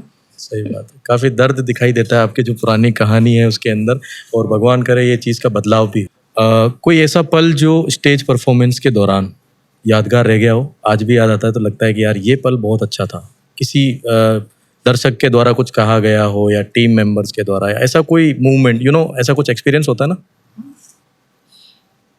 एक मेरा कार्यक्रम हुआ था डिकावा, नागौर डीडवाना के पास में। मतलब मैंने मेरे कार्यक्रम की सबसे ज़्यादा अगर श्रोतागण देखे तो उस कार्यक्रम में देखे, कितनी पब्लिक थी वहाँ? कम से कम 1.5 से 2 लाख पब्लिक थी। मतलब कोई 5-10 जने जा रहे हैं तो पता ही नहीं पड़ रहा था कि यहाँ कोई पब्लिक में से उठ के भी गए, या 50-50 जने भी अगर जा रहे हैं तो भी उसमें से पता नहीं पड़ी। तो काफ़ी अच्छा मोमेंट था मेरा लाइफ का, अगर देखा जाए तो काफ़ी अच्छा मोमेंट था। और जिन्होंने मेरे को इनवाइट करा था वहाँ के सरपंच साहब ने, मतलब काफ़ी अच्छा व्यवहार जिसको कहते हैं, बहुत अच्छा व्यवहार था उनका। और सबसे ज़्यादा अगर मैं लाइफ का, आप जो आपने बोला कि श्रोतागण, तो वहीं के मेरे को सबसे ज़्यादा जो मुझे देखने को मिलेगा, इतने भी पब्लिक आती है कार्यक्रमों में, तो काफ़ी उसमें बड़ी खुशी हुई थी। हाँ, तो इतनी सारी पब्लिक के सामने परफॉर्मेंस देना अपने आप में बहुत बड़ी बात होती है। किस तरह की फीलिंग होती है जब अपन स्टेज पे चढ़ के 1.5 लाख पब्लिक को एक साथ देखते हैं? खुशी होती है। हाँ, अपने को तेजाजी महाराज या भगवान के भजन डर सुनने होता है के लिए- कभी कि यार कुछ गलती हो गई, या डर तो मेरे को आज तक नहीं लगा। स्टेज पे चढ़ने से पहले मेरे को डर आज तक इसका क्या कारण है? क्योंकि स्टेज का सामना करना अपने आप में बहुत बड़ी बात होती है आजकल। ये अपने इष्ट की कृपा होती है जो अपने को हौसला देता है आगे बढ़ने का। और मेरे पे तो मेरे इष्ट की बहुत कृपा है, और वो कृपा बनी रहे। मेरे घर के जो देवी देवता जो भी होते हैं उन सबकी कृपा है, इष्ट देव की कृपा है, तेजाजी महाराज, माता जी, सबकी कृपा है। और यही एक शक्तियाँ हैं जो अपने को आगे बढ़ा रही है। सही बात है। बाकी इंसान में तो कोई ताकत है ही नहीं जो अपने आप आगे बढ़ जाए। और यही है इनका, मेरे लीडर होने का कारण ही वही है। और एक मेरे पिताजी की अक्सर एक बात मेरे कान में आज भी गूंजती है, बेटा डरना नहीं अपने। मेरे पिताजी स्टेज पे कभी नहीं बैठते थे, वो नीचे ही बैठ के और साइड से मेरे को इशारा करते थे, डरना नहीं। तो मेरे को आज भी कहीं ना कहीं नज़र आ जाते हैं, उनकी परछाई नज़र आ जाती है, वो मेरे को मना करें डरना नहीं। तो एक जो हिम्मत होती है वो आज तक वही दे रहे हैं, और मेरी माता जी दे रहे हैं। अब हर एक प्रोग्राम में माता जी साथ में जाती है। तो कभी ऐसा हुआ कि किसी कारणवश प्रोग्राम कैंसिल हो गया, कि लाइक तबीयत खराब है या मम्मी जी नहीं जा सकती है, ऐसा कुछ? कैंसिल करा था मैंने कलकत्ता का कार्यक्रम। कारण क्या रहा इसके पीछे का? कारण ये रहा था कि मम्मी की तबीयत खराब हो गई थी। मेरी सारी म्यूजिशियन टीम की टिकट भी बन गई थी, सब कुछ हो गया था, पर मम्मी की तबीयत खराब होने के कारण मैंने मना कर दिया था। मैंने कहा अब मेरा आना नहीं हो पाएगा। तो पार्टी नाराज़ भी है कि कैसे अचानक आप मना क्यों करें। मैंने क्या 2-3 दिन पहले ही मना कर दिया था। मैंने कहा अब नहीं आना हो पाएगा सर मेरा। तो उन्होंने कहा अब तो ऐसा हो नहीं सकता है, पर फिर भी काफ़ी अच्छी आगे पार्टी थी, वो समझी उस बात को, क्योंकि मम्मी के बिना जाना हो नहीं पाता है, क्योंकि सबसे बड़ी प्योरिटी है मेरी। तो इनको साथ में ले जाना ही सबसे बेस्ट मैं मानूँ। हाँ, जब भी प्रोग्राम सही होएगा। सही बात है। क्योंकि माँ बाप का साथ में होना बहुत ज़रूरी है ना, इसलिए मैंने कभी ये नहीं सोचा कि मम्मी घर पे रह जाए तो मैं चल जाऊँ। ये चीज़ मैंने कभी सोची भी नहीं, ना मैं सोचूँ आगे कभी नहीं सोचूँ। मेरी मम्मी मेरे साथ में रहेगी, जब भी प्रोग्राम सही होएगा। एक देखा जाए तो मेरे नेटवर्क हैं ये। सही बात। तो क्या शब्द होते हैं उनके शो करने से पहले आपको? जैसे पापा आपको सपोर्ट करते थे, गुड लक देते थे, उस तरह से इनकी तरफ से क्या वो बातें रहती है जो आपको लगता है कि यार इन बातों के बिना तो मेरे को चार्ज ही नहीं मिलता है? बिल्कुल, मम्मी बोलते हैं कि कौन सा भजन गाना है वहाँ पे। मैंने सब गा देंगे, होगा जब देखा जाएगा वहाँ पे। नहीं बता तो सही, आज ये गाना, वो समझा सजेशन देते हैं मेरे को पूरा, आज ये भजन गाना है तेरे को, आज भी देते हैं। किस तरह से सजेशन देते हैं? थोड़ा सा इन डेप्थ बात मतलब जैसे आजकल जो रीलें चलती है, हाँ, उनको देख मम्मी देखते रहते हैं रीलें। मम्मी देखते हैं तो मम्मी बोलते हैं ये भजन तू भी तेरे हिसाब से गाना। कभी मेरी मम्मी ने ये नहीं कहा कॉपी कर लेना, तू तेरे हिसाब से गाना। काफी जनों को लगता है कि काफी मेरे कमेंट आते हैं कि आप कॉपी करते हो, और मैंने कभी कॉपी नहीं करी। आज मेरे को मौका मिला तो मैं बोल दूं, मैंने कभी कॉपी नहीं करी। सभी भजन को मैंने अगर कॉपी भी करा है, देखो आजकल तो ये ट्रेंड में हो गया, सब कॉपी करें। आज मैंने लीलन गाया तो सबने गाया हो। इसका कारण मैं ये भी मानता हूँ कि अगर आप अपनी कोई क्रिएशन नई वाली निकालते ना तो लोग इंटरेस्ट ही नहीं लेते। उनको लगता है कि यार मजा नहीं आ रहा। पर वही चीज अगर अपन दूसरों के मुंह से सुन रहे हैं मेरे साथ में कई बार बीता है। मैंने अगर मेरी खुद की क्रिएशन लगा के सारा कुछ गाया है तो मैंने तो गा दिया, मतलब मेरी रील नहीं आई उससे पहले दूसरों ने गा दिया और वो व्यूज भी आ गए वो व्यूज आ गए उनको। हम्म, तो मेरे यूं नहीं हुआ कि उनके व्यूज आ गए ऐसे, अपने किस्मत में होएगा तो वो अपने को भी मिलेगा। अपन ने लिखा तो मेहनत का देखो कहीं नहीं जाता है। सही बात है।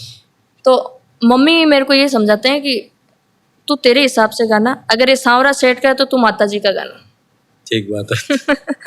अगर ये माता जी का है तो तेजा जी का गाना या तो बालाजी का गाना, अदर कोई से भगवान का गा देना, ठीक है। कॉपी मत करना किसी की भी।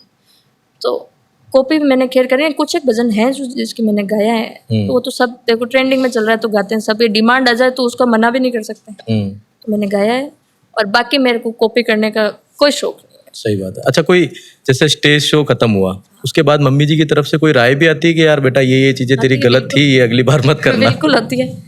एक गाते टाइम मेरे से एक बार, मेरी बड़ी सिस्टर है, हाँ, मम्मी और बड़ी सिस्टर हुई, बड़ी सिस्टर की शादी हो चुकी है तो अब वो नहीं आ पाते वो स्टेज। नहीं आ पाते हैं। ठीक है। दीदी की शादी हो गई तो वो क्या लाइव देखती है, हम्म, लाइव देखती तो क्या कभी कुछ मिस्टेक हो भी जाती है। जैसे मिस्टेक एक शब्द है, सुबह सवेरे, एक भजन है सुबह सवेरे, तो ये काफी बार मेरे मुंह से निकलता है। शाम सवेरे नहीं निकलता, सुबह सवेरे, जो वो ये दोनों मेरे मिस्टेक ढूंढते हैं। सुबह और सवेरे का मतलब एक ही होता है।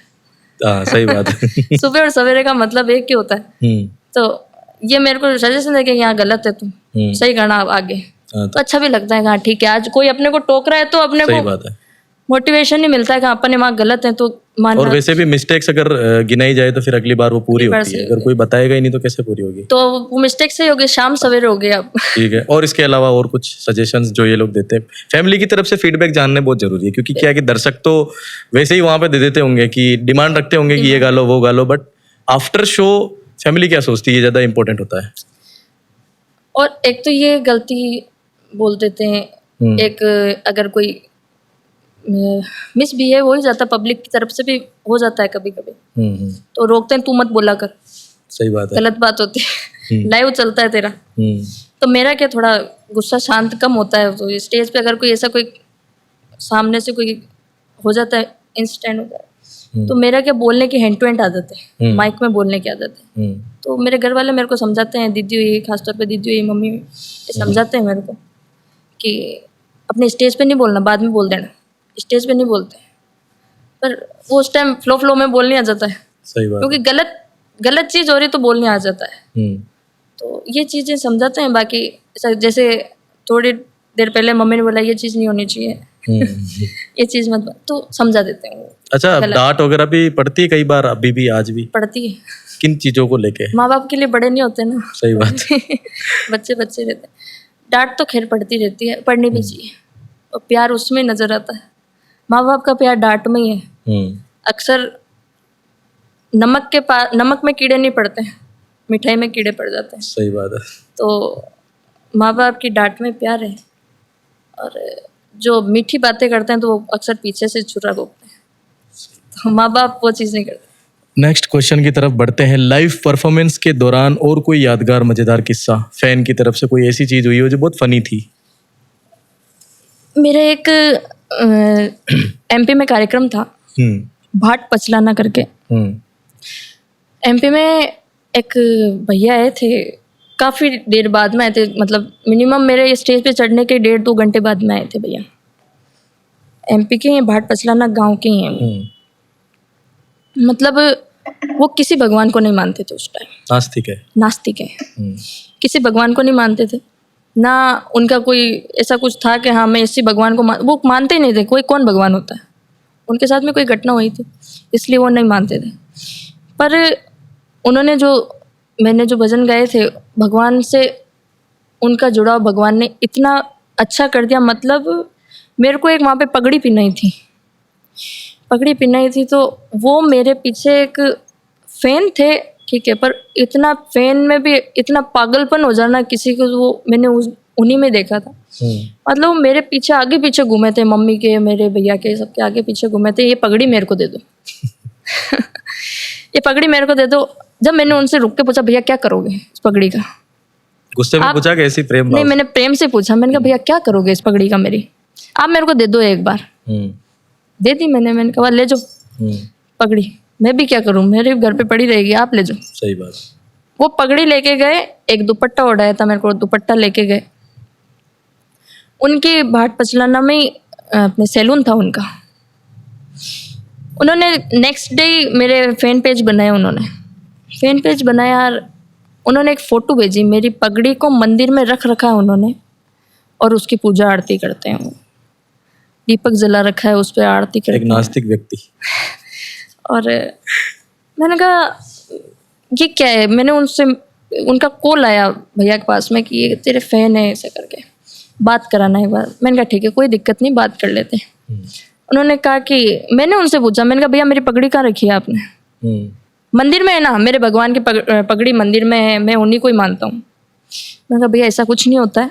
कि नहीं होता है, बहुत आप वापस नास्तिक बना रहे हो उसको, ऐसा कुछ नहीं होता है। मैंने कहा ऐसा कुछ नहीं होता है, मेरी पगड़ी में कोई भगवान थोड़ी ना, कि नहीं मेरे लिए आज से वो पगड़ी भगवान है।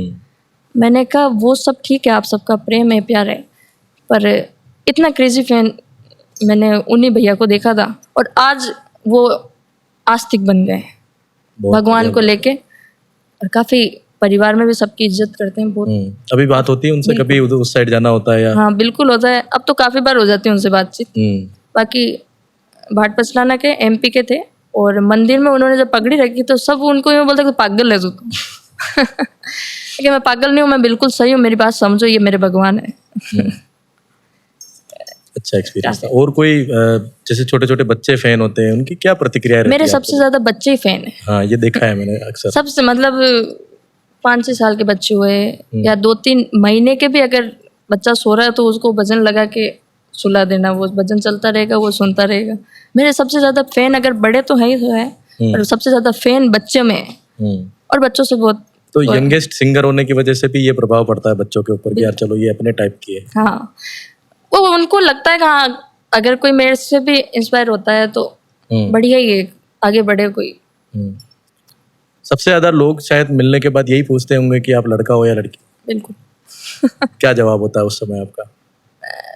मैं तो खैर जवाब बहुत कम दूं। मैंने कहा आपको क्या लग रहा है? आप लड़का हो? मैंने कहा ठीक है। मैं भी यही चाह रही हूँ।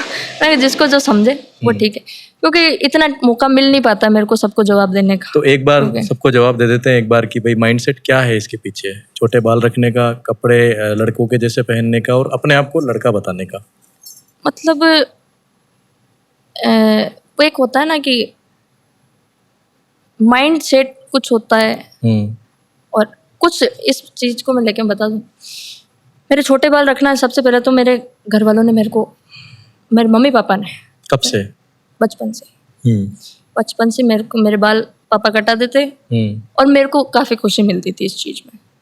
मेरे को कपड़े पहना देते, ये बॉयज़ सारे लड़कों के कपड़े पहनाते, सारा कपड़े बाल वाल कटा के। लेकिन मैंने काफ़ी सारे प्रोग्राम इसी लुक में दिए शुरू से लेके आज तक। तो कुछ मेरा मतलब फेस कट भी लड़कों जैसा है, बॉडी अगर लैंग्वेज देखा जाए तो भी लड़कों जैसी है। तो माइंडसेट एक अलग ही है कि अपने को इसी लुक में रहना है। और कोई कहता भी है ठीक है, वो कह रहा है जिसको कहने दो, अपना जो माइंड सेट है वो सही है। वो एक होता है ना, एक मन की खुशी भी होती है। मन की खुशी अपने इसमें ही है, अपने ऐसे ही रहो। लोग क्या कहते हैं, लोगों का क्या कहना है? सही बात है। तो आगे लोग तो आज भी कहते हैं कि लंबे बाल बढ़ा लो, लोगों कहने से थोड़ी ना है। अपनी मर्जी होगी, जब अपनी मर्जी होगी, अपनी मर्जी कभी होनी नहीं है। लोगों के कहने से तो मैंने आज तक ही सोचा ही। तो अब एक सवाल मम्मी जी से है आपको कि मम्मी जी बैठे हैं पीछे, सब दर्शकों को पता ही है वैसे, कि जब शादी होगी तब इनके बाल बढ़ाए जाएंगे या नहीं? शादी होगी नहीं ना। अच्छा, शादी करने का मूड ही नहीं, क्योंकि बहुत सारे दर्शकों ने ये पूछा है वहां पे भर भर के कि इनकी शादी कब होगी, क्या है। हालांकि अभी तो एज भी नहीं है, अभी तो। हाँ, तो मम्मी जी ने कह दिया सोचा जाएगा, देख लो, सोचा जाएगा। ठीक है। भविष्य की क्या योजनाएं हैं अपनी, मतलब किस तरह के प्रोजेक्ट्स देखने को मिलेंगे जो दर्शक है उनको, और किस तरह की और म्यूजिक से रिलेटेड जर्नी उनको मिलेगी आपसे लेके? म्यूजिक से रिलेटेड तो जर्नी काफ़ी जल्दी मैंने भी सोचा है कि मैं एक स्टूडियो खोलूँ मेरा खुद का। तो उस स्टूडियो के जरिए सभी को जो भजन मेरे आज तक नहीं सुन पाए हैं जो लोग, और मैंने गाए भी नहीं है। इसलिए मैंने काफी भजन मेरे कम से कम 600 से 700 भजन मैंने अच्छा, बचा अभी के रखे। इंडिविजुअली अगर बात करें अपने की भाई, जो खुद की क्रिएशन थी उसमें कितने क्या भजन है टोटल, अभी टोटल देखा जाए तो? मेरे खुद के हाँ, खुद की क्रिएशन। मेरी खुद की क्रिएशन भैया मतलब छोटे कई है। अब मेरे को वैसे याद नहीं है। जैसे कि कोई ऐसा प्रॉपर भजन जो अपन ने स्टूडियो में रिकॉर्ड किया हो? मैंने हाँ स्टूडियो में रिकॉर्ड करा। मैं हमारी कुल देवी का भजन रिकॉर्ड करा था। जो मैंने सुना तो करणी माता के ऊपर था। उसकी सारी मैंने लिरिक्स सारी चेंज करके हमारी कुल की देवी दधिमती माता है उन पे पूरा सेट करा और मैंने गाया था। पूरा काफी वायरल हुआ था। तो कैसा एक्सपीरियंस रहा स्टूडियो का फर्स्ट टाइम जब अपन वहाँ पे स्टूडियो में एंटर हुए? मेरे को सबसे ज्यादा तो लाइव गाना पसंद है। मेरे को हैबिट की वजह से हैबिट वो नया एक्सपीरियंस रहा होगा। हाँ, और स्टूडियो में हाँ ठीक है, स्टूडियो होना चाहिए, सब कुछ चाहिए। स्टूडियो रिकॉर्डिंग काफी बढ़िया होती है क्योंकि आजकल जो चल रही है स्टूडियो रिकॉर्डिंग। पर मेरी जहाँ तक मेरी पर्सनल चॉइस जो है वो मेरा लाइव परफॉर्मेंस पहली प्रायोरिटी मान सकते हैं भाई, लाइव परफॉर्मेंस। लेकिन कभी ना कभी तो स्टूडियो जाना ही पड़ेगा, सॉन्ग्स रिकॉर्ड करने ही पड़ेंगे। और आपका खुद का भी सपना है कि स्टूडियो डालना है। तो क्योंकि स्टूडियो इसलिए डालना है, किसी की कोई ना कोई ऐसी बात चुप जाती है कि वो चीजें हो जाती है। तो बचपन से अभी तक ताने ही काम कर रहे हैं, ऐसे एनर्जी देखा जाए तो। ये तानों ने बहुत आगे बढ़ाया मेरे को। तो जरूरी भी है ताने जरूरी भी। भगवान ऐसे ताने देने वालों को सद्बुद्धि दे, ऐसे ताने देते रहे मेरे को और ऐसे ही आगे बढ़ते रहे। सही बात है। और इसलिए मेरी सबसे पहली चीज तो ये है कि मैं स्टूडियो खोलूं मेरा। और स्टूडियो में कई भजन जो हैं जो मैंने आज तक नहीं गाए, कम से कम 600 भजन मेरे पास पड़े हुए हैं।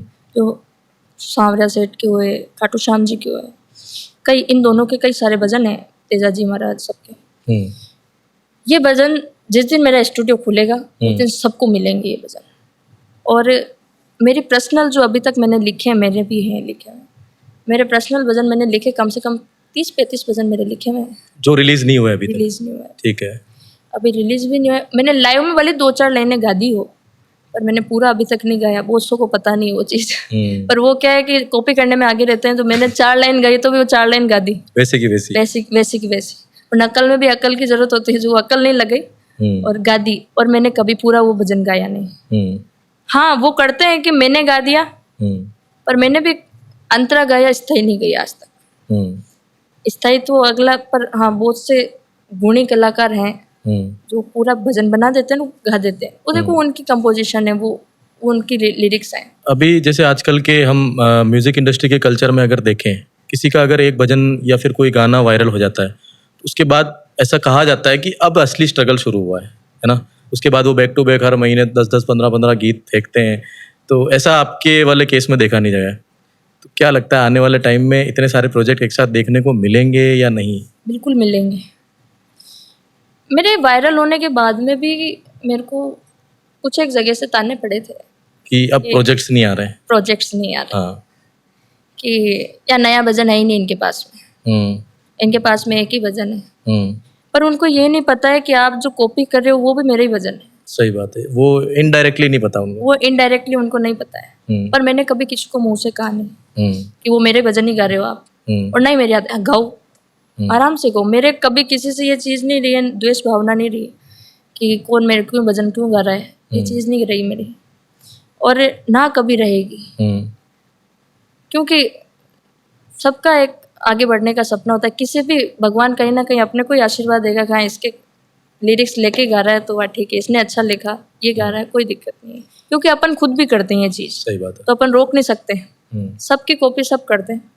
क्योंकि आज कीर्तन की रात सब गा रहे हैं। तो जिसने नंदू भैया ने लिखा है, तो घर घर मना करने नहीं जा रहे हैं क्यों गा रहे हो मेरा। तो सबकी कॉपी सब करते हैं। और आने वाले टाइम में जो भी मेरे प्रोजेक्ट्स रहेंगे तो काफी बैक टू बैक आएंगे, जिसमें भजन भी होंगे, लोकगीत भी होंगे, हरियाणवी सॉन्ग भी होंगे। और ये हरियाणवी सॉन्ग का नया सुनने को मिला। हाँ, हरियाणवी सॉन्ग भी होंगे। और काफी जो सॉन्ग्स हैं, हिंदी सॉन्ग है, वो भी होंगे। ठीक है। इस मतलब जो वॉइस में मेरे को भजन में ही सुनी है, वो वॉइस मेरी लोकगीत में, हरियाणवी सॉन्ग में, सब में सुनाए जाएंगे। जी। तो क्या इन तीनों चीज़ों का कॉम्बिनेशन पॉसिबल है, हरियाणवी गीत, लोकगीत और भजन? क्योंकि तीनों एक अलग अलग कैटेगरी है पूरी, और तीनों की ऑडियंस पूरी की पूरी डिफरेंट होती है। डिफरेंट है। मेरी लैंग्वेज जो मैं भजन गाऊँ वो प्रॉपर राजस्थानी है। प्रॉपर राजस्थानी में भी, अब राजस्थान में बहुत सारी लैंग्वेज है, Proper मेवाड़ी, मारवाड़ी, मेरी ढूंढाड़ी, शेखावाटी लैंग्वेज। शेखावटी लैंग्वेज है। शेखावटी। ठीक है। और क्योंकि मेरा गांव शेखावाटी में है हम्म। और हरियाणा टच है। बागड़ी लैंग्वेज भी उसी साइड होती है हाँ, शायद। उसी एरिया में होती है।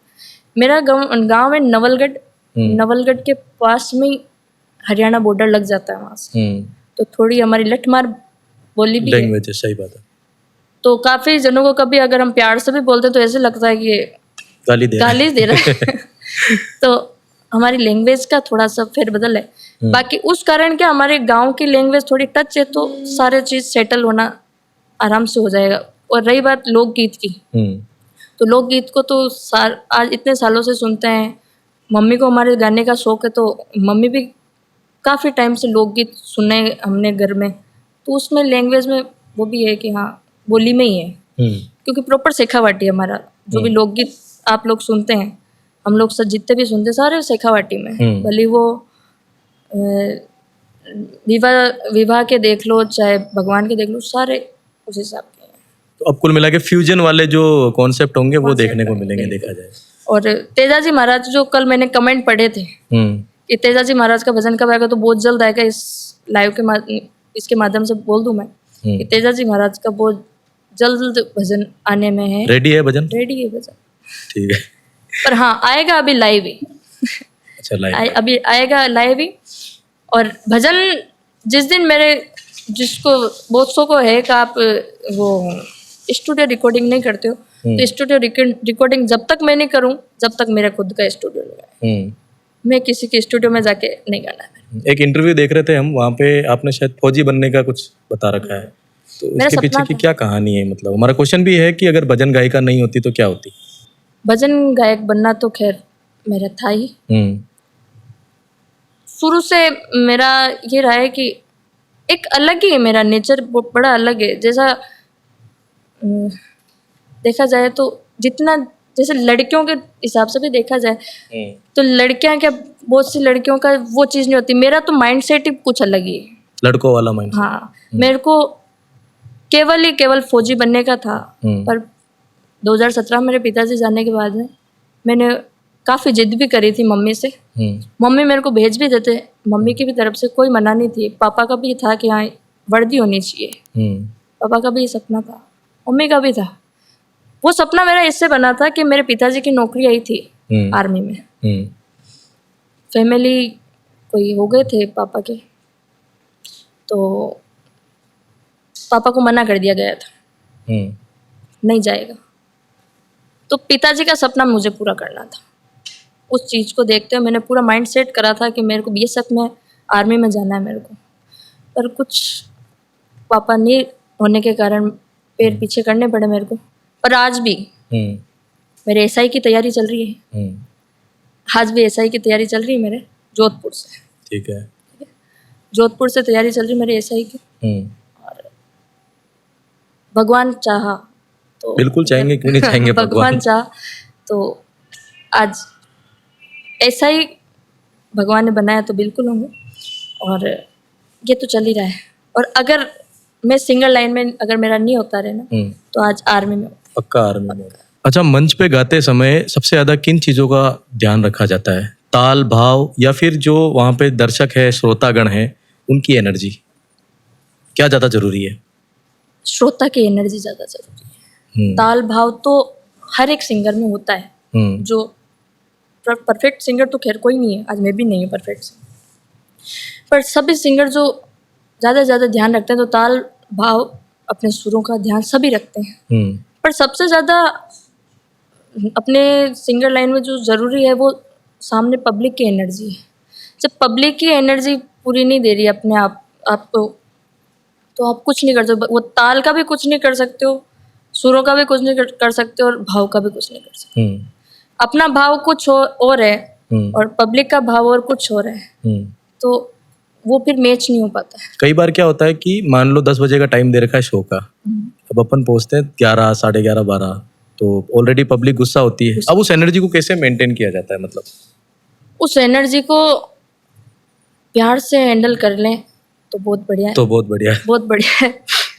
फिर क्योंकि जवाब तो अपन दे देंगे, कोई दिक्कत नहीं आ रही, पर उससे क्या अपना ही मार्केट नीचे खराब डाउन हो जाता है, खत्म हो जाता है कि वहाँ उस सिंगर में बोलने की तमीज़ नहीं है या ये बोले, हम्म, वो चीज़ होती है। तो जहाँ तक मेरी कोशिश रहती है कि मेरे 2.5 घंटे फिक्स होते हैं प्रोग्राम के, पर जिस दिन मैं लेट पहुँचूँ तो मेरा ये रहता है मानना कि श्रोतागणों की एक भी डिमांड मेरी तरफ से अधूरी नहीं रहे या बाकी नहीं रह जाए, भले 3 घंटे लग जाए। भले 3 घंटे लग जाए, कोई वो नहीं है। मैंने इन दिनों में मतलब लेट पहुंचना मेरा काफ़ी बार हो जाता है कि लेट ही पहुंचना होता है मेरा, तो मैंने 3 से 3.5 4 घंटे भी मैंने गाए रेगुलर। तो जैसे बहुत सारे लोग ऐसे बोलते हैं कि लेट आने से थोड़ी सी इज्जत ज़्यादा बनती, तो इस मानसिकता के साथ लेट होते हैं या हो जाते हैं? हो जाते हैं। क्या क्या कारण रहते हैं? कारण ये रहता है कि कभी भैया के काम से अगर बाहर चला जाए तो उसका लेट आना हो जाता है। कभी घर पे मम्मी की तबीयत आजकल हमारे ऐसी रहती है तो उस हिसाब से भी लेट हो जाता है। कभी मेरा, क्योंकि मेरे अभी एमए का चल रहा है, एमए का, तो मेरा एग्ज़ाम होते हैं, एग्ज़ाम की तैयारी में मतलब मैंने ये भी दे रखा है, इधर एग्ज़ाम दिया, इधर मेरे को बाहर निकलना है और 400 किलोमीटर की दूरी नापनी है, तो लेट होना स्वाभाविक है। तो हो जाता है। फिर सामने के अगर वो भी उनकी जगह सही होते हैं, श्रोतागण भी उनकी जगह सही होते हैं, क्योंकि उनके समय दिए हुए पे अपन नहीं पहुंच रहे हैं, वो भी उनकी जगह सही होते हैं, पर उनको टैकल करना अपने हाथ में होता है। सही बात है। उनको सामने जवाब देना वो गलत बात हो जाती है। और किस तरह की तैयारियां उससे पूर्व में करनी पड़ती है? लाइक जैसे म्यूजिक के जितने भी वो चीज़ें होती है वो ले जाना, पूरी टीम को मैनेज करना, सबको गाइडेंस देना। जितनी मेरी टीम है, मेरी टीम में 4 जने हैं, मैं 4 जो म्यूजिशियंस हैं वो और मैं, कहाँ उनको कट लेना है, कहाँ मैं रोकूंगा रुकना है, मतलब मेरे एक इशारे से रुक जाने चाहिए। ठीक है। तो उनको एक प्रिपरेशन, हम पहले प्री प्रिपरेशन जो होती है पूर्व में होती होगी प्रिपरेशन, वो पहले हम प्री प्रिपरेशन करते हैं, जहाँ हमारे को होटल दी जाती है, तो रूम में बैठ के एक बार हम कर लेते हैं प्री प्रिपरेशन। और जहाँ जो भजन मेरे को गाने होते हैं वो उनको पहले ही बता दिए जाते हैं कि हाँ इस टाइम ये भजन गाना है, पूरा भजन गा के सुना दिया उनको, और यहाँ मेरे को रुकना है तो आपको भी रुकना है सभी को। तो उनका प्री प्रिपरेशन हमारी रहती, तैयारी रहती है। कभी कोई ऐसा भजन जिसने आपको जीवन के कठिन समय से निकलने में मदद करी हो? बिल्कुल, जो दिल के बहुत करीब हो भजन। मेरे दिल के करीब एक भजन है जो मेरे पिताजी को बड़ा प्रिय लगता था। एक माता जी का भजन है, माँ भवानी आ तेरे लाल ने पुकारा है, देखो ना बेसहारा है। ये भजन काफी एनर्जी देता है मेरे को। ये गाया हुआ है आपने ऑलरेडी यूट्यूब पे? नहीं, मैंने नहीं गाया। तो एक बार लाइव गा के बताओ ये कैसा क्या है भजन। माँ भवानी आ, माँ भवानी आ तेरे लाल ने पुकारा है, माँ भवानी आ, माँ भवानी आ तेरे लाल ने पुकारा है, देखो ना बेसहारा है, माँ भवानी आ, गजब गजब। माँ भवानी आ तेरे लाल ने पुकारा है, माँ भवानी आ। इस वजन से काफ़ी एक एनर्जी मिलती है। हाँ, ये भजन, और ये भजन मैंने कभी लाइव में गाया भी नहीं है, ये मेरे मन में रहती है एक चीज़। हाँ, तो इसको तो पूरी तरह से रिकॉर्ड करके फिर रिलीज करना पड़ेगा, ऐसा लग रहा है। ठीक है। अब जैसे कि आलोचनाएं, इनको कैसे क्या निपटा जाता है? परिवार की तरफ से क्या सजेशंस मिलते हैं? जैसे बहुत सारे लोग कमेंट्स करते हैं अपने किसी भजन को लेके या फिर किसी विवाद को लेके, तो परिवार इसमें किस तरह से हेल्प करता है? प्लस जो अपना सर्कल होता है, पर्सनल दोस्त यार वगैरह, इनकी तरफ से क्या हेल्प मिलती है और खुद का माइंडसेट क्या रहता है आलोचनाओं के समय, विवादों के समय? मेरा भी कुछ समय विवाद हुआ था। एक कबीर दास जी का दोहा था, वो मिनिमम सभी दोहे सब जानते हैं कि वो कबीर दास जी का लिखा हुआ है। तो कभी कभी ये होती है, एक बिणजारी भजन है जो मैंने गाया है, बिणजारी भजन में वो लाइन है और मैंने दूसरे भजन की लाइन बिणजारी की धुन पे गा दी, पर उसका सबसे मेन बात ये होती है कि लेखक तो एक ही है, कबीर दास जी के लिखे में दोहे हैं। ये आप उस विवाद की बात कर रहे हैं जो मेघवंशी समाज में हुआ था, एक बार इसको इन डेप्थ में आप मैंने ये मेरा कार्यक्रम था लक्ष्मणगढ़ गांव के पास में प्रोग्राम था मेरा। वहाँ पे मैंने गाया जब कोई रिएक्शन नहीं हुआ था मेरे। ऑलरेडी वहाँ पे सारे समाज के सारे महानुभाव समाज के थे वहाँ पे, प्लस वहाँ पे मेघवंशी समाज के भी थे। और वहाँ पे जो मेरे कैमरामैन भैया के साथ में जो हेल्प करा रहे थे भैया, वो खुद मेघवंशी थे। तो मेरा सबसे पहले तो ये बात रहती कि मेरे को कोई जातिवाद से मेरे को कोई करना नहीं है, और ना मैंने आज तक किया। हाँ, लोगों को लगता है कि हाँ ये सिंगर जातिवाद करे, पर मैंने आज तक करा नहीं है जातिवाद। जब ये चीज हुई थी कि एक चीज मैंने गाई थी, काग पढ़ाया पिंजरा पड़गा चारू वेद, समझाया समझा नहीं रहा ढेड का ढेड। ये मतलब चीज थी। इसका मतलब ये था कि एक संत हुआ करते थे, संत ने कबीरदास जी ने लाइन लिखी। जो संत थे उन्होंने काग पढ़ाया, कौवे को पढ़ाया, चारों वेद समझाए, पर वो उसको पिंजरे में डाल के समझाए कौवे को, तो भी वो नहीं समझा। वो रहा ढेड का ढेड। वो ढेड एक कौवे को बोलते हैं, ढेड कौवे को बोला जाता है। और इसका मतलब पूरा इसका सारांश ये था कि किसी मंद बुद्धि या किसी मूर्ख इंसान को कितना भी समझो वो नहीं समझता, वो है जो का जो ही रहता है। पर इस चीज को क्या है कि मेघवंशी समाज ने खुद को ढेड शब्द, क्योंकि हमारी कुरीतियां रही है पहले कि जातिवाद करना, उनको नीचे बिठाना, खुद को अपना बड़ा मानना, ये चीज गलत जो उनके साथ में आगे रही है, उनकी वो थिंकिंग बन गई। भले वो पढ़े लिखे हैं गए हो या गाँव से। नहीं, पर जैसे इतनी संख्या में अगर लोगों ने बोला तो उनकी क्या मानसिकता रही, इसके पीछे क्या कारण रहे जिनकी वजह से उन्होंने इस लाइन को अपने ऊपर लेके माना? ये मानसिकता बना दी उन लोगों की कि ढेड आप लोग ही हो, बल्कि वो ढेड नहीं है। ये चीज मैं आज आपके इस चैनल के माध्यम से बोलूं, ढेड किसी जाति सूचक शब्द नहीं है। ये अपने आप को मान ये लिया, व्यक्ति विशेष के लिए कहा जाता है जिसमें कोई अगुण हो, ये उसके लिए कहा जाता है। अपने आप को अगर आप मान रहे हो तो ये बात तो आपकी गलत है। कोई नाम लेके तो बोल नहीं रहा है कि वो इंसान ये चीज़ है। तो ये जब मैंने गाया तो गाने के कोई एक दिन बाद में ये विवाद चालू हुआ था मेरा। कहाँ से स्टार्ट हुआ ये विवाद? ये विवाद चालू हुआ था श्री गंगानगर से। ठीक है।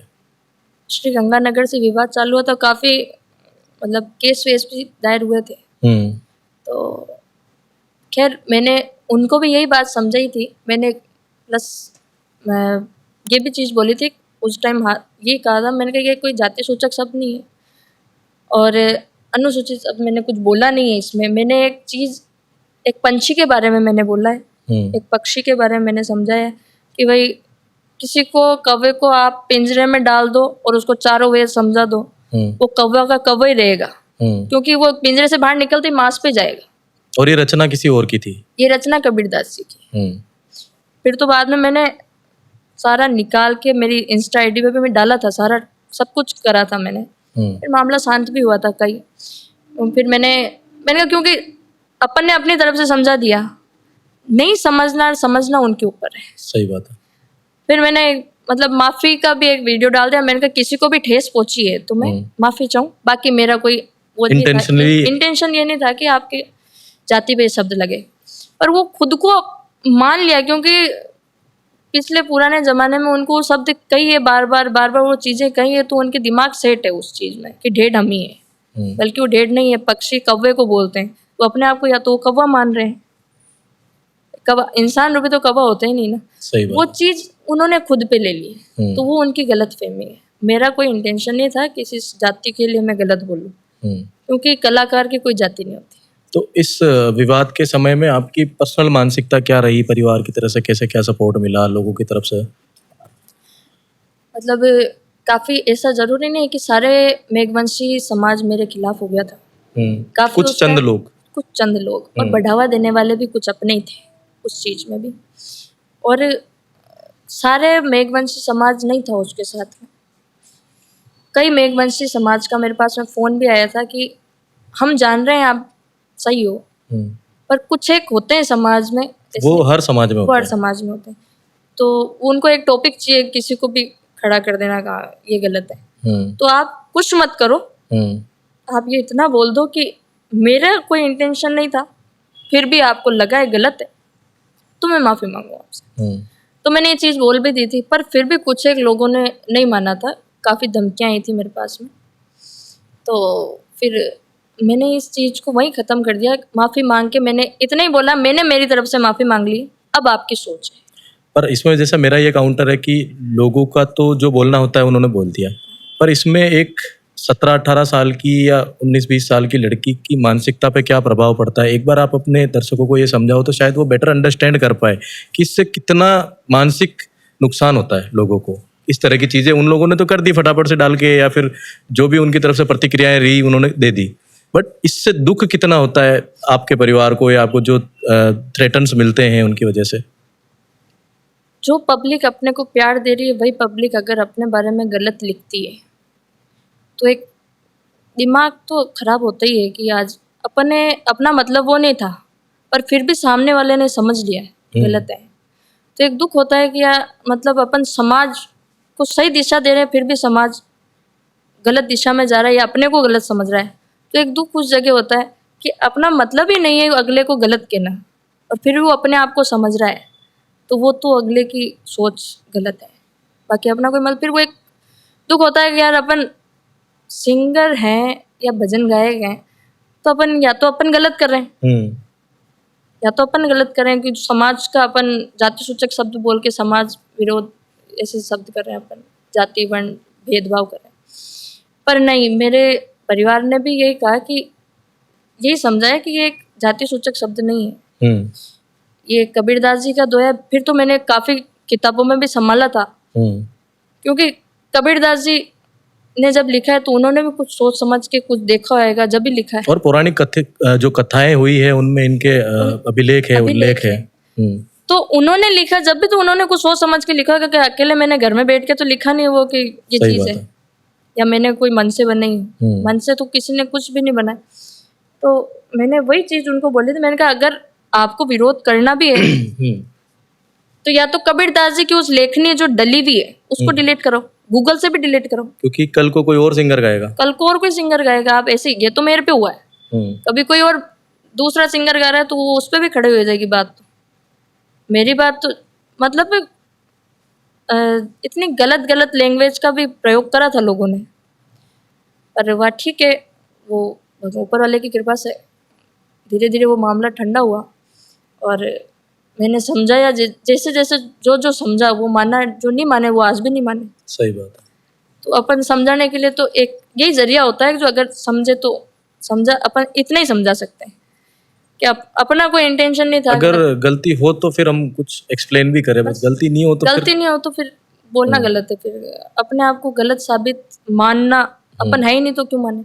सही बात है। तो आने वाले जो 5 साल है उनमें आप अपने आप को कहाँ देखते हैं? 5 साल बाद किस जगह पे खड़ी होके आकृति मिश्रा अपनी परफॉर्मेंस दे रही है? कितनी पब्लिक होनी चाहिए सामने? कुछ माइंडसेट चलते हैं ना, जैसे अपन अकेले में बैठे होते तो विचार करते हैं कि भाई यार इस जगह पे तो मेरे को एटलीस्ट जाना ही जाना है। गोल्स जिन्हें बोला जाता है आम लैंग्वेज। मेरे को काफ़ी बोलते हैं कि आपको बॉलीवुड लाइन में जाना है क्या? आप सिंगर हो तो आप तो कुछ भी गा सकते। मेरे को बॉलीवुड लाइन में तो जाना नहीं है। क्या कारण है कि वहाँ नहीं जाना? क्योंकि एक तो बॉलीवुड लाइन का बोलते हैं, एक बोलते हैं कि जो इंडियन आइडल हुए, ये चीज़ें रियलिटी शोज बोला जाता है, शो जो होते हैं उनमें भी आपको जाना चाहिए। आपके पास ऑफर्स भी आए थे 17-18 के आसपास? बिल्कुल आए थे, मेरे पास में 2-3-4 बार आए थे ऑफर्स, पर वहाँ पे कुछ मेरे साथ चीटिंग हो गई थी, तो मैंने उस दिन से मना कर दिया। क्या चीटिंग हुई थी वो? मतलब मैंने मेरी कोशिश में काफ़ी अच्छा गाया था, बाकायदा जो जजेस थे वहाँ पे उन्होंने मेरी जो प्रशंसा होती वो भी करी थी, सब कुछ हुआ था, पर मेरे को वहाँ पे सुनने में आया था कि वो चीज़ें चीटिंग वाली जो चीज़ें होती वही चीज़ बोलती थी कि कोई कितना ही अच्छा गाता हो जीतेगा तो वही, क्योंकि बिजनेस चल रहे हैं वहाँ पे, बिजनेस चल रहे हैं। तो वो फिर चीज़ मेरे दिल में बैठ गई, मैंने कभी नहीं जाना है इस लाइन में। मेरे को कई आज भी बोलते हैं कि आपको जाना चाहिए, मैंने कहा मेरे को नहीं जाना है। होगा तो यहीं बहुत कुछ हो जाएगा, नहीं होगा तो वहाँ पे जाके भी कुछ नहीं होना है। सही बात है। बाकी मेरा वो है ही नहीं। अब कभी ऐसा लगा कि मैं अपने काम को लेके डिससेटिस्फाइड हूँ? अभी तक मैंने जितना किया है वो मुझे नहीं लगता कि वो भी फुलफिल हुआ है। मैं अभी बहुत आगे जाना चाहती हूँ, इस तरह की कोई माइंडसेट आपके मन में हो? कभी कोई इंसान अपने जो अपना शौक है या अपनी कोई कला है तो उसको लेके कभी वो पर्याप्त चीज़ होती नहीं है, वो चीज़ कि पर्याप्त है।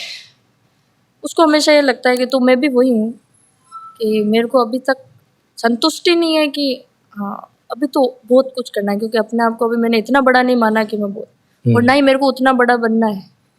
पर हाँ, जितना मेरे को बनना है, जो अभी तक मेरे को नहीं मिला है, जो मेरे को लगता है कि हाँ, कहीं न कहीं थोड़ी-सी कमी। जैसे मतलब कौन सा स्टेज आपका आइडल स्टेज है कि यार एक बार ऐसी जगह पे मुझे गाना है? मेरे को स्टेज चाहिए वैष्णो देवी का, अच्छा। उस स्टेज पे मेरे को जाके करना है, वैष्णो देवी का। और क्योंकि मेरी इष्ट देवी माता जी रही हैं, तो मेरे को उस स्टेज पे जाके गाना है, और जब तक मैं वहाँ उस स्टेज पे नहीं गाऊँ, तो मेरे को लगता है कोई कुछ अनकम्प्लीट कमी रही है कमी अभी रही है अपने तक। उस स्टेज पे गाना है। अच्छा, नए-नए जब लोग मिलते हैं, अपन अलग-अलग जगह स्टेज शोज़ करते हैं, अलग-अलग लोगों से फ़ोन पे बातचीत होती है, तो उनके जो भाव होते हैं, जो उनके इमोशंस होते हैं, कैसे पता चलता है कि ये नेगेटिव है या पॉजिटिव? आप किस तरह से आँकती हैं इन चीज़ों को? लोगों की कोई अगर सराहना कर रहा है तो उसकी अलग ही एक बोली में ही, जो कभी वो चीज़ सोच के नहीं बोलेगा, हुँ, जो अपनी सराहना करेगा वो सोच के नहीं बोलेगा। हुँ, और जो अपने अगर अपने को पैर खींचने वाला या कोई ईर्ष्या वाला या ऐसे कोई हुआ, हुँ, तो उसकी बोली से पता पड़ जाती है अपने को, हाँ, ये अपने को सोच के बोल रहा है, मतलब हाँ, हुँ, अपने में वो कमी है नहीं, पर वो बता रहा है कि हाँ, तेरे में वो कमी है।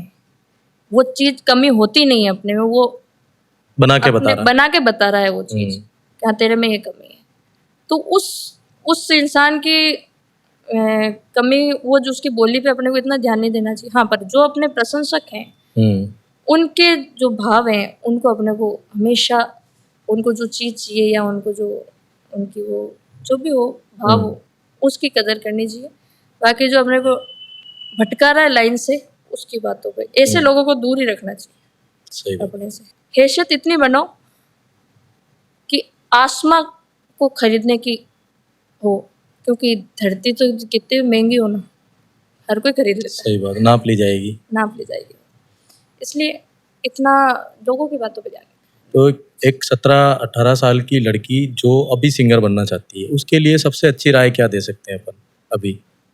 सबसे पहले तो वो जो आजकल जो चल रहा है, जो सिंगर्स, मतलब छोटे-छोटे जो सिंगर हैं, कम एज के, हुँ, उनको गलत दिशा जो दिखा रहे हैं। हुँ, जो मैंने कुछ देर पहले बोला था कि अपने नोट से हाई नोट पे गाना, हुँ, वो चीज़ नहीं करनी है। जो मेरी उम्र के, हम उम्र के हैं, जो भी बनना चाहते हैं सिंगर, उनको मैं यही कहना चाहूँ कि अपनी जो आवाज़ है, जिसको आपको लगता है हाँ, हमारी हम गा सकते हैं, हुँ, तो कभी पीछे कदम रखना नहीं है। और आपको लगता भी है कि हम नहीं गा सकते हैं यूँ, तो भी एक बार तो आगे बढ़ना चाहिए। और ऐसे सिंगर हैं, अगर कोई आना चाहता है, हुँ, तो मैं उनको ये कहना चाहूँ कि कभी किसी की बात पे तो ध्यान देना नहीं है। हुँ। पहली बात, पहली बात तो ये। ठीक है।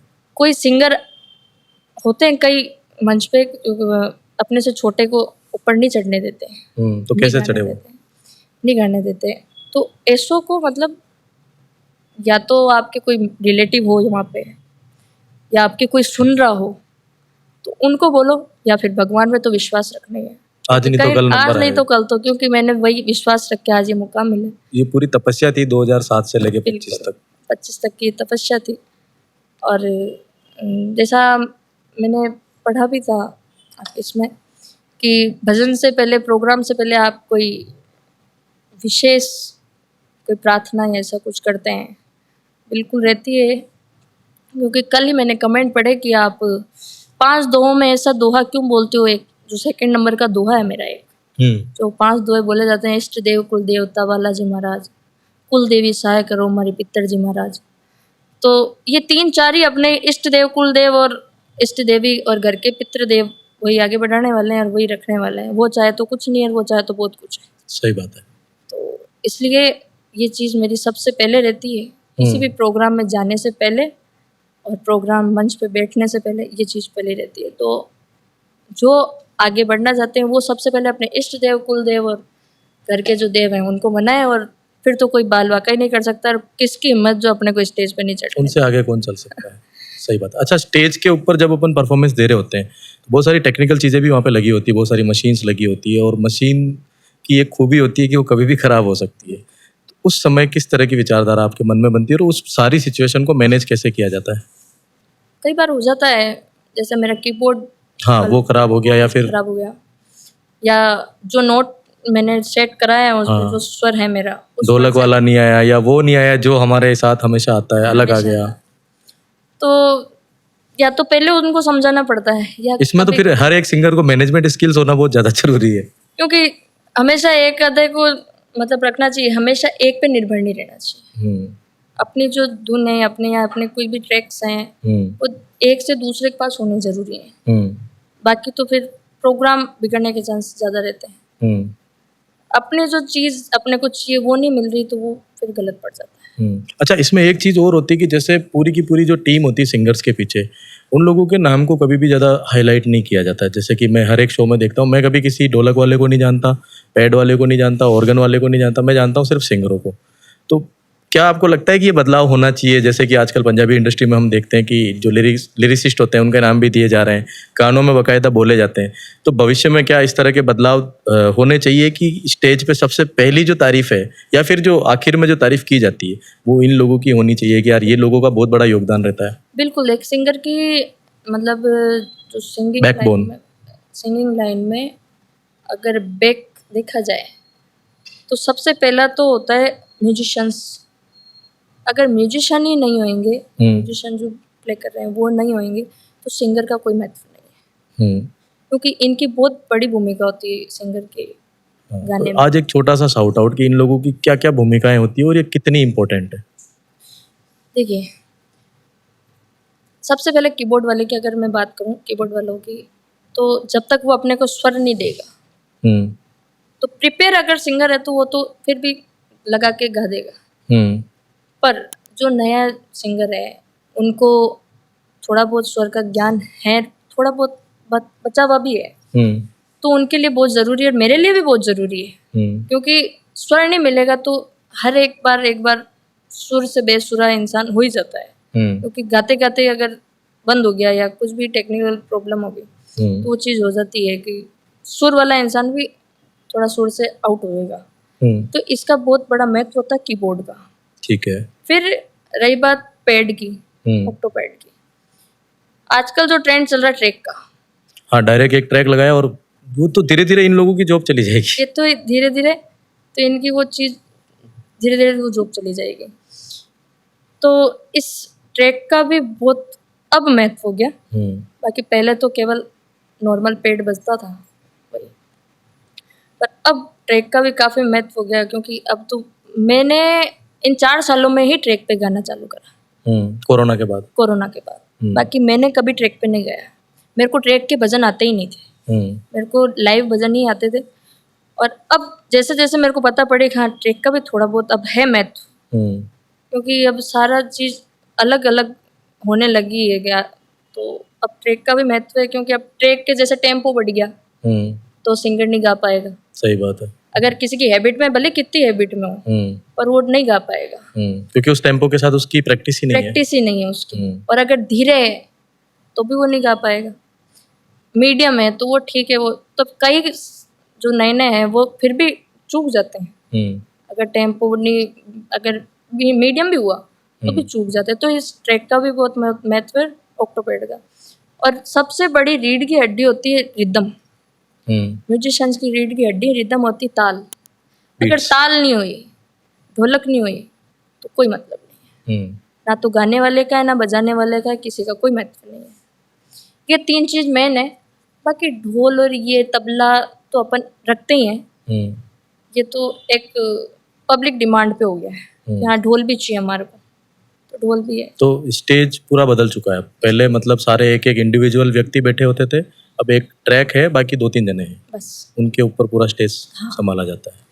ये चीज़ समझ जाती है। अच्छा, इसमें कॉपीराइट का जो सीन होता है यूट्यूब के ऊपर, इसकी थोड़ी सी बात करते हैं अपन। जैसे कि देखा जा रहा है राजस्थान में हर एक दूसरा गाना किसी तीसरे गाने से इंस्पायर है और तीसरा भी किसी पहले गाने से इंस्पायर है, या फिर अगर वो पूरा का पूरे बॉलीवुड से इंस्पायर है। इस तरह की चीजें जब आप लोग यूट्यूब पे डालते हो, जो भी सिंगर से सबके लिए है, तो उस पे क्या कॉपीराइट वाला सीन चलता है? दूसरे सिंगर्स क्या उस पे आवाज उठाते हैं या कॉपीराइट का वो भेजते हैं या नहीं भेजते हैं? अगर लिरिक्स सेम है हाँ, तो वो भेजेंगे, ठीक है। फिर इसको कैसे डील किया जाता है? या तो वो पब्लिक जो हो रहा है सॉन्ग उसको पब्लिक से हटाएंगे, हम्म या अगर समझ रहे हैं हम्म कि हाँ गा दिया था डल गया है, अगर समझने वाला है हम्म जब तो वो समझ जाएगा कि हाँ ठीक है यार अपनी लिरिक्स हैं, अगर नाम दे दिया अगले का, क्रेडिट दे दिया। क्रेडिट दे दिया उसको, हाँ। जब तो वो मान जाएगा। हम्म अगर नाम ही नहीं दिया हम्म तब वो नहीं मानेगा, हम्म तो वो सीधा ये बोलेगा कॉपीराइट आएगा।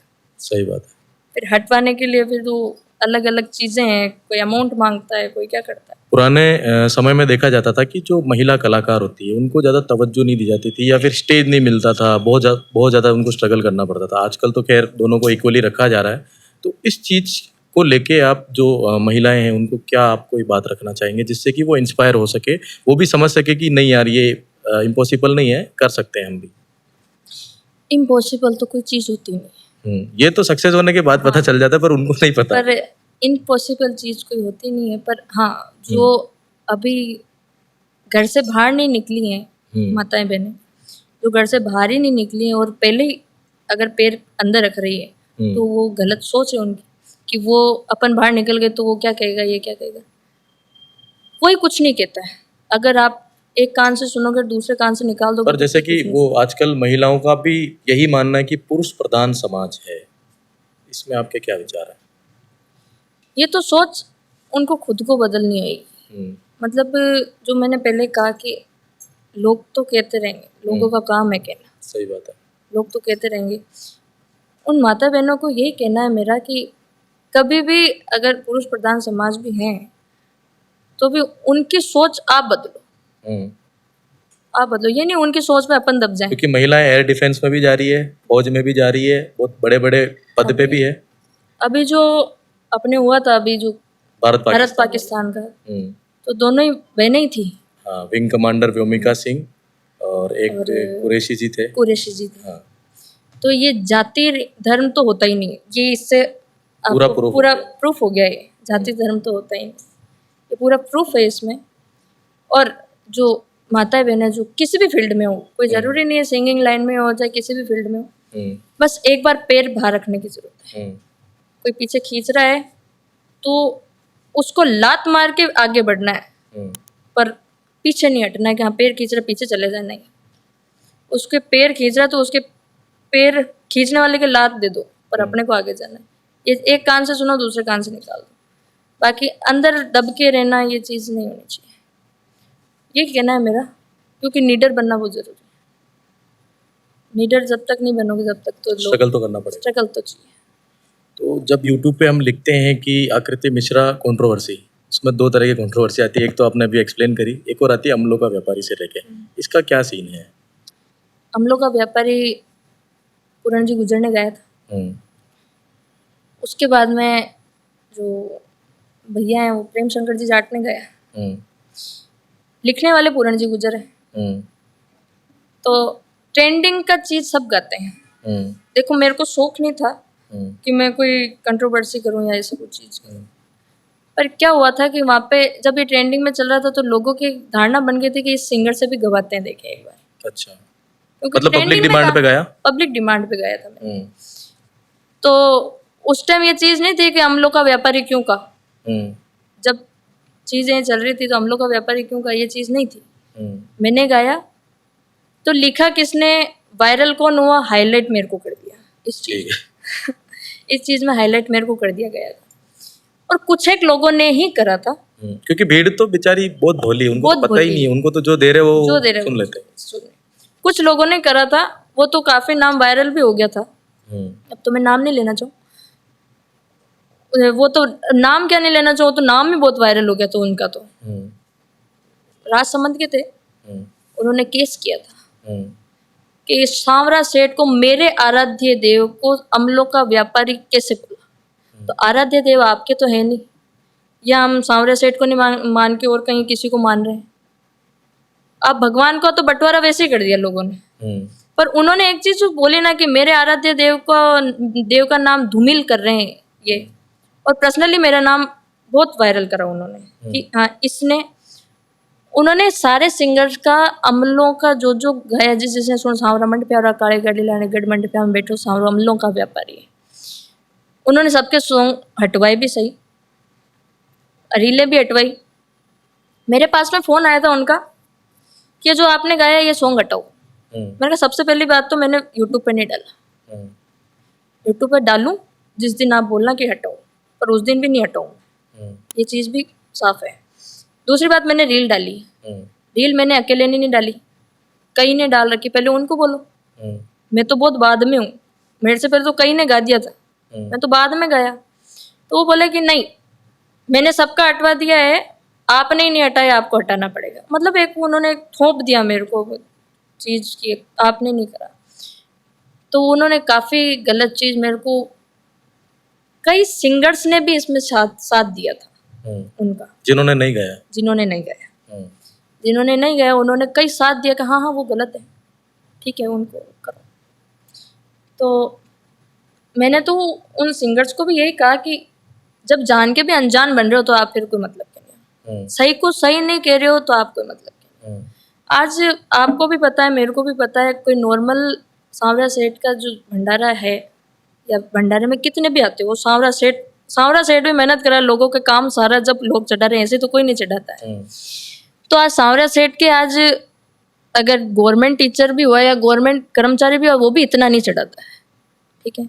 और सांवरा सेठ को, आपको और मेरे को भी पता है कि सांवरा सेठ पार्टनर ही रखता है, पूरी रखता है, और पार्टनर ही रखता है जो जिसका काम नहीं चल रहा है, या फिर यूं कहे कि लोग इस तरह की धारणा बना दी, क्योंकि पुराने जमाने में सांवरा सेठ तो कुछ कहता ही नहीं सांवरा सेठ तो सांवरा सेठ, जब ये पुरानी एक कोई कहानी भी से भी रिलेटेड हो सकता है ये चीज कि हाँ सांवरा सेठ ने कोई ना कोई ऐसा चमत्कार करा है जब लोगों का ये बाद लोगों ने मान्यता बना दी, फिर वो उसी मान्यता के बेस पे अपना। और सांवरा सेठ, क्योंकि सेठ शब्द एक व्यापारी के लगता है, सेठ आपके और मेरे किसी के नहीं लगता, एक व्यापारी के लगता है।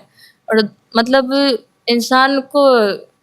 इंसान रूपी को तो सेठ बोलना ही नहीं चाहिए, मेरी तो धारणा यही है, इंसान को तो सेठ बोलना ही नहीं चाहिए, भाई साहब बोल दो, भैया बोल दो, पर सेठ नहीं बोलना चाहिए किसी को, क्योंकि सेठ तो सबसे बड़ा सांवरिया सेठ है।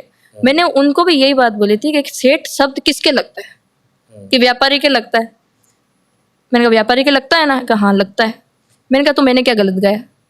अगर कोई गया है, किसी के कोई भी काम हो, चाहे मेरे कोई कपड़े का काम है, तो मैं तो कपड़े की प्रार्थना करूँ ना कि हाँ ये कपड़े का मेरा काम है, कपड़े का काम बहुत बढ़ना चाहिए सांवरिया सेठ, ये इतना हो गया तो मैं तेरे इतना चढ़ूँ। वो उनके भाव है, वो उनके भाव, मैं मेरी इच्छा से ये करूँ, पार्टनर भले कितनी भी हो। तो ये चीजें होती है सांवरिया सेठ के। तो ये चीज मैंने उनको समझाई, तो वो बोले मैं तो वहां से भी बंद करूंगा। कहाँ से? सांवरिया सेठ मंडपिया से भी। मैंने कहा सांवरिया सेठ को आपने नहीं खरीदा, मैंने यही चीज बोली उनको। और मेरे बोलने का केवल एक ही कारण, उन्होंने काफी मेरे को बदनाम भी करा था कि अमल लेके गाते हैं, मतलब अमल का प्रयोग करते हैं, पहले खाते हैं ये और फिर गाते हैं। उन्होंने काफी मेरा ये बदनाम करा था, ये 2 नंबरी वालों के साथ में। मैंने कहा ऐसा कोई इसमें वो तोड़ नहीं है कि हाँ कि मैं 2 नंबर वालों के साथ में इसलिए मैंने भजन गाया। मैंने कहा मेरा कोई राय नहीं है इसमें कि 2 नंबर वालों के मैं साथ हूँ। सांवरिया सेठ का जो भजन जिसने गाया है ना, कि उन्होंने तो माफी मांग ली, मैंने कहा उनकी गलती है, फिर जो आपकी इतनी सी छोटी सी बात को उन्होंने मान ली, बाकी मैंने नहीं मानी, आज तक भी नहीं मानी मैंने। सांवरिया सेठ जो वहाँ पे, आपको भी पता है, मेरे को पता है कि MP और राजस्थान के बॉर्डर के बीच में सांवरिया सेठ है, उधर खेती उसी की होती है, सरकारी पट्टे देती है उनको, सब कुछ करती है। पर वो उनकी एक धारणा होती है कि सांवरिया सेठ भाई अफीम मेरे नहीं हो रही है या मेरी कम हो रही है, तो वो इसको बढ़ाना, दुगुनी करना, तिगुनी करना, वो उनकी धारणा है किसानों की, किसानों के लिए गाया, किसानों की धारणा है। तो मैंने तो किसी 2 नंबरी वालों का तो वो करा नहीं कि 2 नंबर वाले काम करें, वो इसलिए वो तो मतलब किसान समर्थन नहीं करा, मैंने किसी का भजन गाया, बस भजन गाया। मैंने ये चीज़ नहीं बोली कि मैंने किसी का समर्थन करा या मैं अफीम को या नशे को ऊपर बढ़ाया, मैंने कुछ नहीं बढ़ाया। मैंने तो ये कहा कि अगर कोई अमल का काम करा तो वो अफीम की खेती करा, तो अफीम की खेती क्या करेगा, क्योंकि सांवरिया सेठ को तो अफीम भी चढ़ रही है, तो लहसन भी चढ़ रहे हैं, सब चढ़ रहे हैं उनके। आज कोई अगर डॉक्टर बना तो इंजेक्शन भी चढ़ा रहा है, वो सब चीज़ कर रहे हैं। तो किसी ने जो भाव है उसका मैंने भाव गाया, और सांवरिया सेठ के सब चढ़ रहा है। मैंने क्लियर करी थी उनको ये बात, पर वो फिर भी नहीं माने तो वो आज तक ही नहीं माने। मान जाते तो उस दिन ही मान जाते, नहीं माने तो आज तक ही नहीं माने। पर हाँ, मैंने आज तक सबने लाइन चेंज करी है, पर मैं वो लाइन ना तो मैंने आज तक चेंज करी, क्योंकि जो चीज़ है वो रहेगी। वो आपके और मेरे कहने से सांवरिया सेठ बदलने वाला नहीं है, और अपन ने सांवरिया सेठ को खरीदा नहीं। तो जिन्होंने मतलब इस भजन की रचना करी, क्या उसमें आपको लगता है कि सही शब्द थे? बिल्कुल सही शब्द। मतलब उनके क्या भाव रहे होंगे उन शब्दों को प्रकट करने के पीछे? क्योंकि बहुत सारे जो समाज सेवी थे उन्होंने भी इनका विरोध किया कि नहीं, सांवरिया सेठ थोड़ी ना भजनों के व्यापारी हो सकते हैं। उनके क्या भाव है और इनके क्या भाव है, दोनों को अगर अगेंस्ट में रखे अपन तो? देखो, समाज को तो जो मतलब मोड़ दिया जाता है उस रुख में चले जाता है। वही समाज था जो स्टेटस लगा रहा था उसी भजन का, उसी भजन का, गढ़ मंडपिया में बैठो सांवरो अमलों का व्यापारी है। पर जैसे विरोध उठा वही समाज आ गया बाहर की, हाँ गलत गाया। तो समाज तो क्या है कि जो लाइन भेड़ चाल चलने वाला है, जो लाइन पकड़ा दी उसे एक एक करके उसी में जाएंगे। पर समझाना, टेकल करना अपने हाथ में कि हमने वो चीज़ नहीं गई। और जिसने, जैसे पूरण जी गुजर ने लिखी है, तो मेरे हिसाब से उन्होंने सही लिखा है, उन्होंने कुछ गलत नहीं लिखा। पर पूरण जी का तो मानना है कि मैंने सही नहीं लिखा है। वो मनवा दिया गया उनसे। अच्छा, उनसे वो चीज़ फोर्स डाल के वो चीज़ हो गई है, मेरा जहाँ तक मानना। क्योंकि अभी जहाँ पे भी वो गाते हैं तो अपने भजन की लाइंस बदल के फिर गाते हैं। और भी बहुत सारे सिंगर है जो गाते हैं, सारे सिंगर गाते हैं। देखो, सारे सिंगर ने बदल दी वो लाइन कि भक्तों का हितकारी है, ऐसी कोई लाइन उन्होंने गा दी। पर मेरे क्या कोई कुछ एक बातें चुभी हुई है, वो चीज़ चुभी हुई तो वो चीज़ कभी चेंज होनी नहीं, क्योंकि सही को सही कोई नहीं कहता। शायद अगर प्रेम से कहा जाता या प्रेम से आग्रह किया जाता तो शायद ये चीज बदल भी सकती थी। और अपने कहने से भगवान नहीं बदलता है। अपन कहते हैं सांवरिया सेठ नहीं, अमलों का व्यापारी नहीं है, तो फिर भी लोग तो चढ़ाएंगे। तो इसमें एक काउंटर ये हो सकता है कि जब ये भजन बनते हैं या कोई भी जब इसकी रचना करता है तब पब्लिक के सामने तो आते ही है, उन लोगों को फिर उनका उसी समय विरोध करना चाहिए, या तो बस आप उसी टाइम खड़े होकर रोक दो, या तो ताकि वो आगे जाए ही नहीं, दूसरे लोग आए। और फिर क्या है, और अब तो खैर अब तो हो गया, बहुत चीज़ें गा दी गई है और ये चीज़ अब रुक भी नहीं सकती है, क्योंकि सभी को पता है सांवरिया सेठ के यहाँ कौन क्या चढ़ा रहा है, कौन क्या चढ़ा रहा है, तो सब कोई नहीं मानेगा वो चीज़। सही बात। और अब अपन रोकते हैं तो वो तो फिर अपनी उनको बढ़ावा देना है जो अपने को रोक रहे थे, तो वो चीज़ भी अपने को हजम नहीं है ना कि भाई अपन कैसे वो एक चीज़ हो सकती। क्योंकि मेरे को एक कलाकार का तो नाम नहीं लूँ मैं, ये जब चीज़ हुई थी उन्होंने ये चीज़ बोली थी कि उसने ये चीज़ गाई है ना, अमलों का व्यापारी है, वो नादान है, वो नादान है। जिस दिन मेरे मंच पे उसको आने का मौका मिला उस दिन उसका हाथ पकड़ के मैं नीचे उतारूंगा, ऐसा उन सिंगर का कहना है। उन्होंने तो खैर नाम लेके बोला था मेरा, मैं उनका नाम नहीं लेना चाहूँ, पर हाँ ऐसे ऐसी बातें मेरे पास कानों में आई है, तो फिर सही को सही जो नहीं कह पा रहा तो वो इंसान कोई काम करे। हाँ गलत होगा कोई चीज़, गलत का विरोध होना लाजमी है, और गलत जो नहीं है तो वो तो मैं तो नहीं मानूँ गलत हो। हाँ लिखने पूरण जी ने मानी, उनको मनवा दी गई है, क्योंकि मेरे पे जितना फोर्स पड़ा तो मैं मान सकूँ उन पे कितना फोर्स पड़ा होएगा, मैं मान सकूँ। रचना तो उन्होंने करी तो उन पे तो कई ज़्यादा पड़ा होएगा, और कि आपने लिखा है, मैंने तो फिर भी गाया है, वो का वो गाया है, पर उन पे ज़्यादा पड़ा होगा तो उन पे तो हाँ ठीक है उन्होंने मान लिया है, पर ये चीज़ें गलत है, ये जो सोच है इन लोगों की गलत है, इसलिए कहना चाहिए। तो दोस्तों ये था आज का पॉडकास्ट। मम्मी जी काफ़ी लेट हो रहे हैं, पीछे से इशारे आ रहे हैं कि बस अब रुक जाओ। तो कैसा क्या लगा आपको यहाँ आके और किस तरह से इस पॉडकास्ट को आप देखते हैं?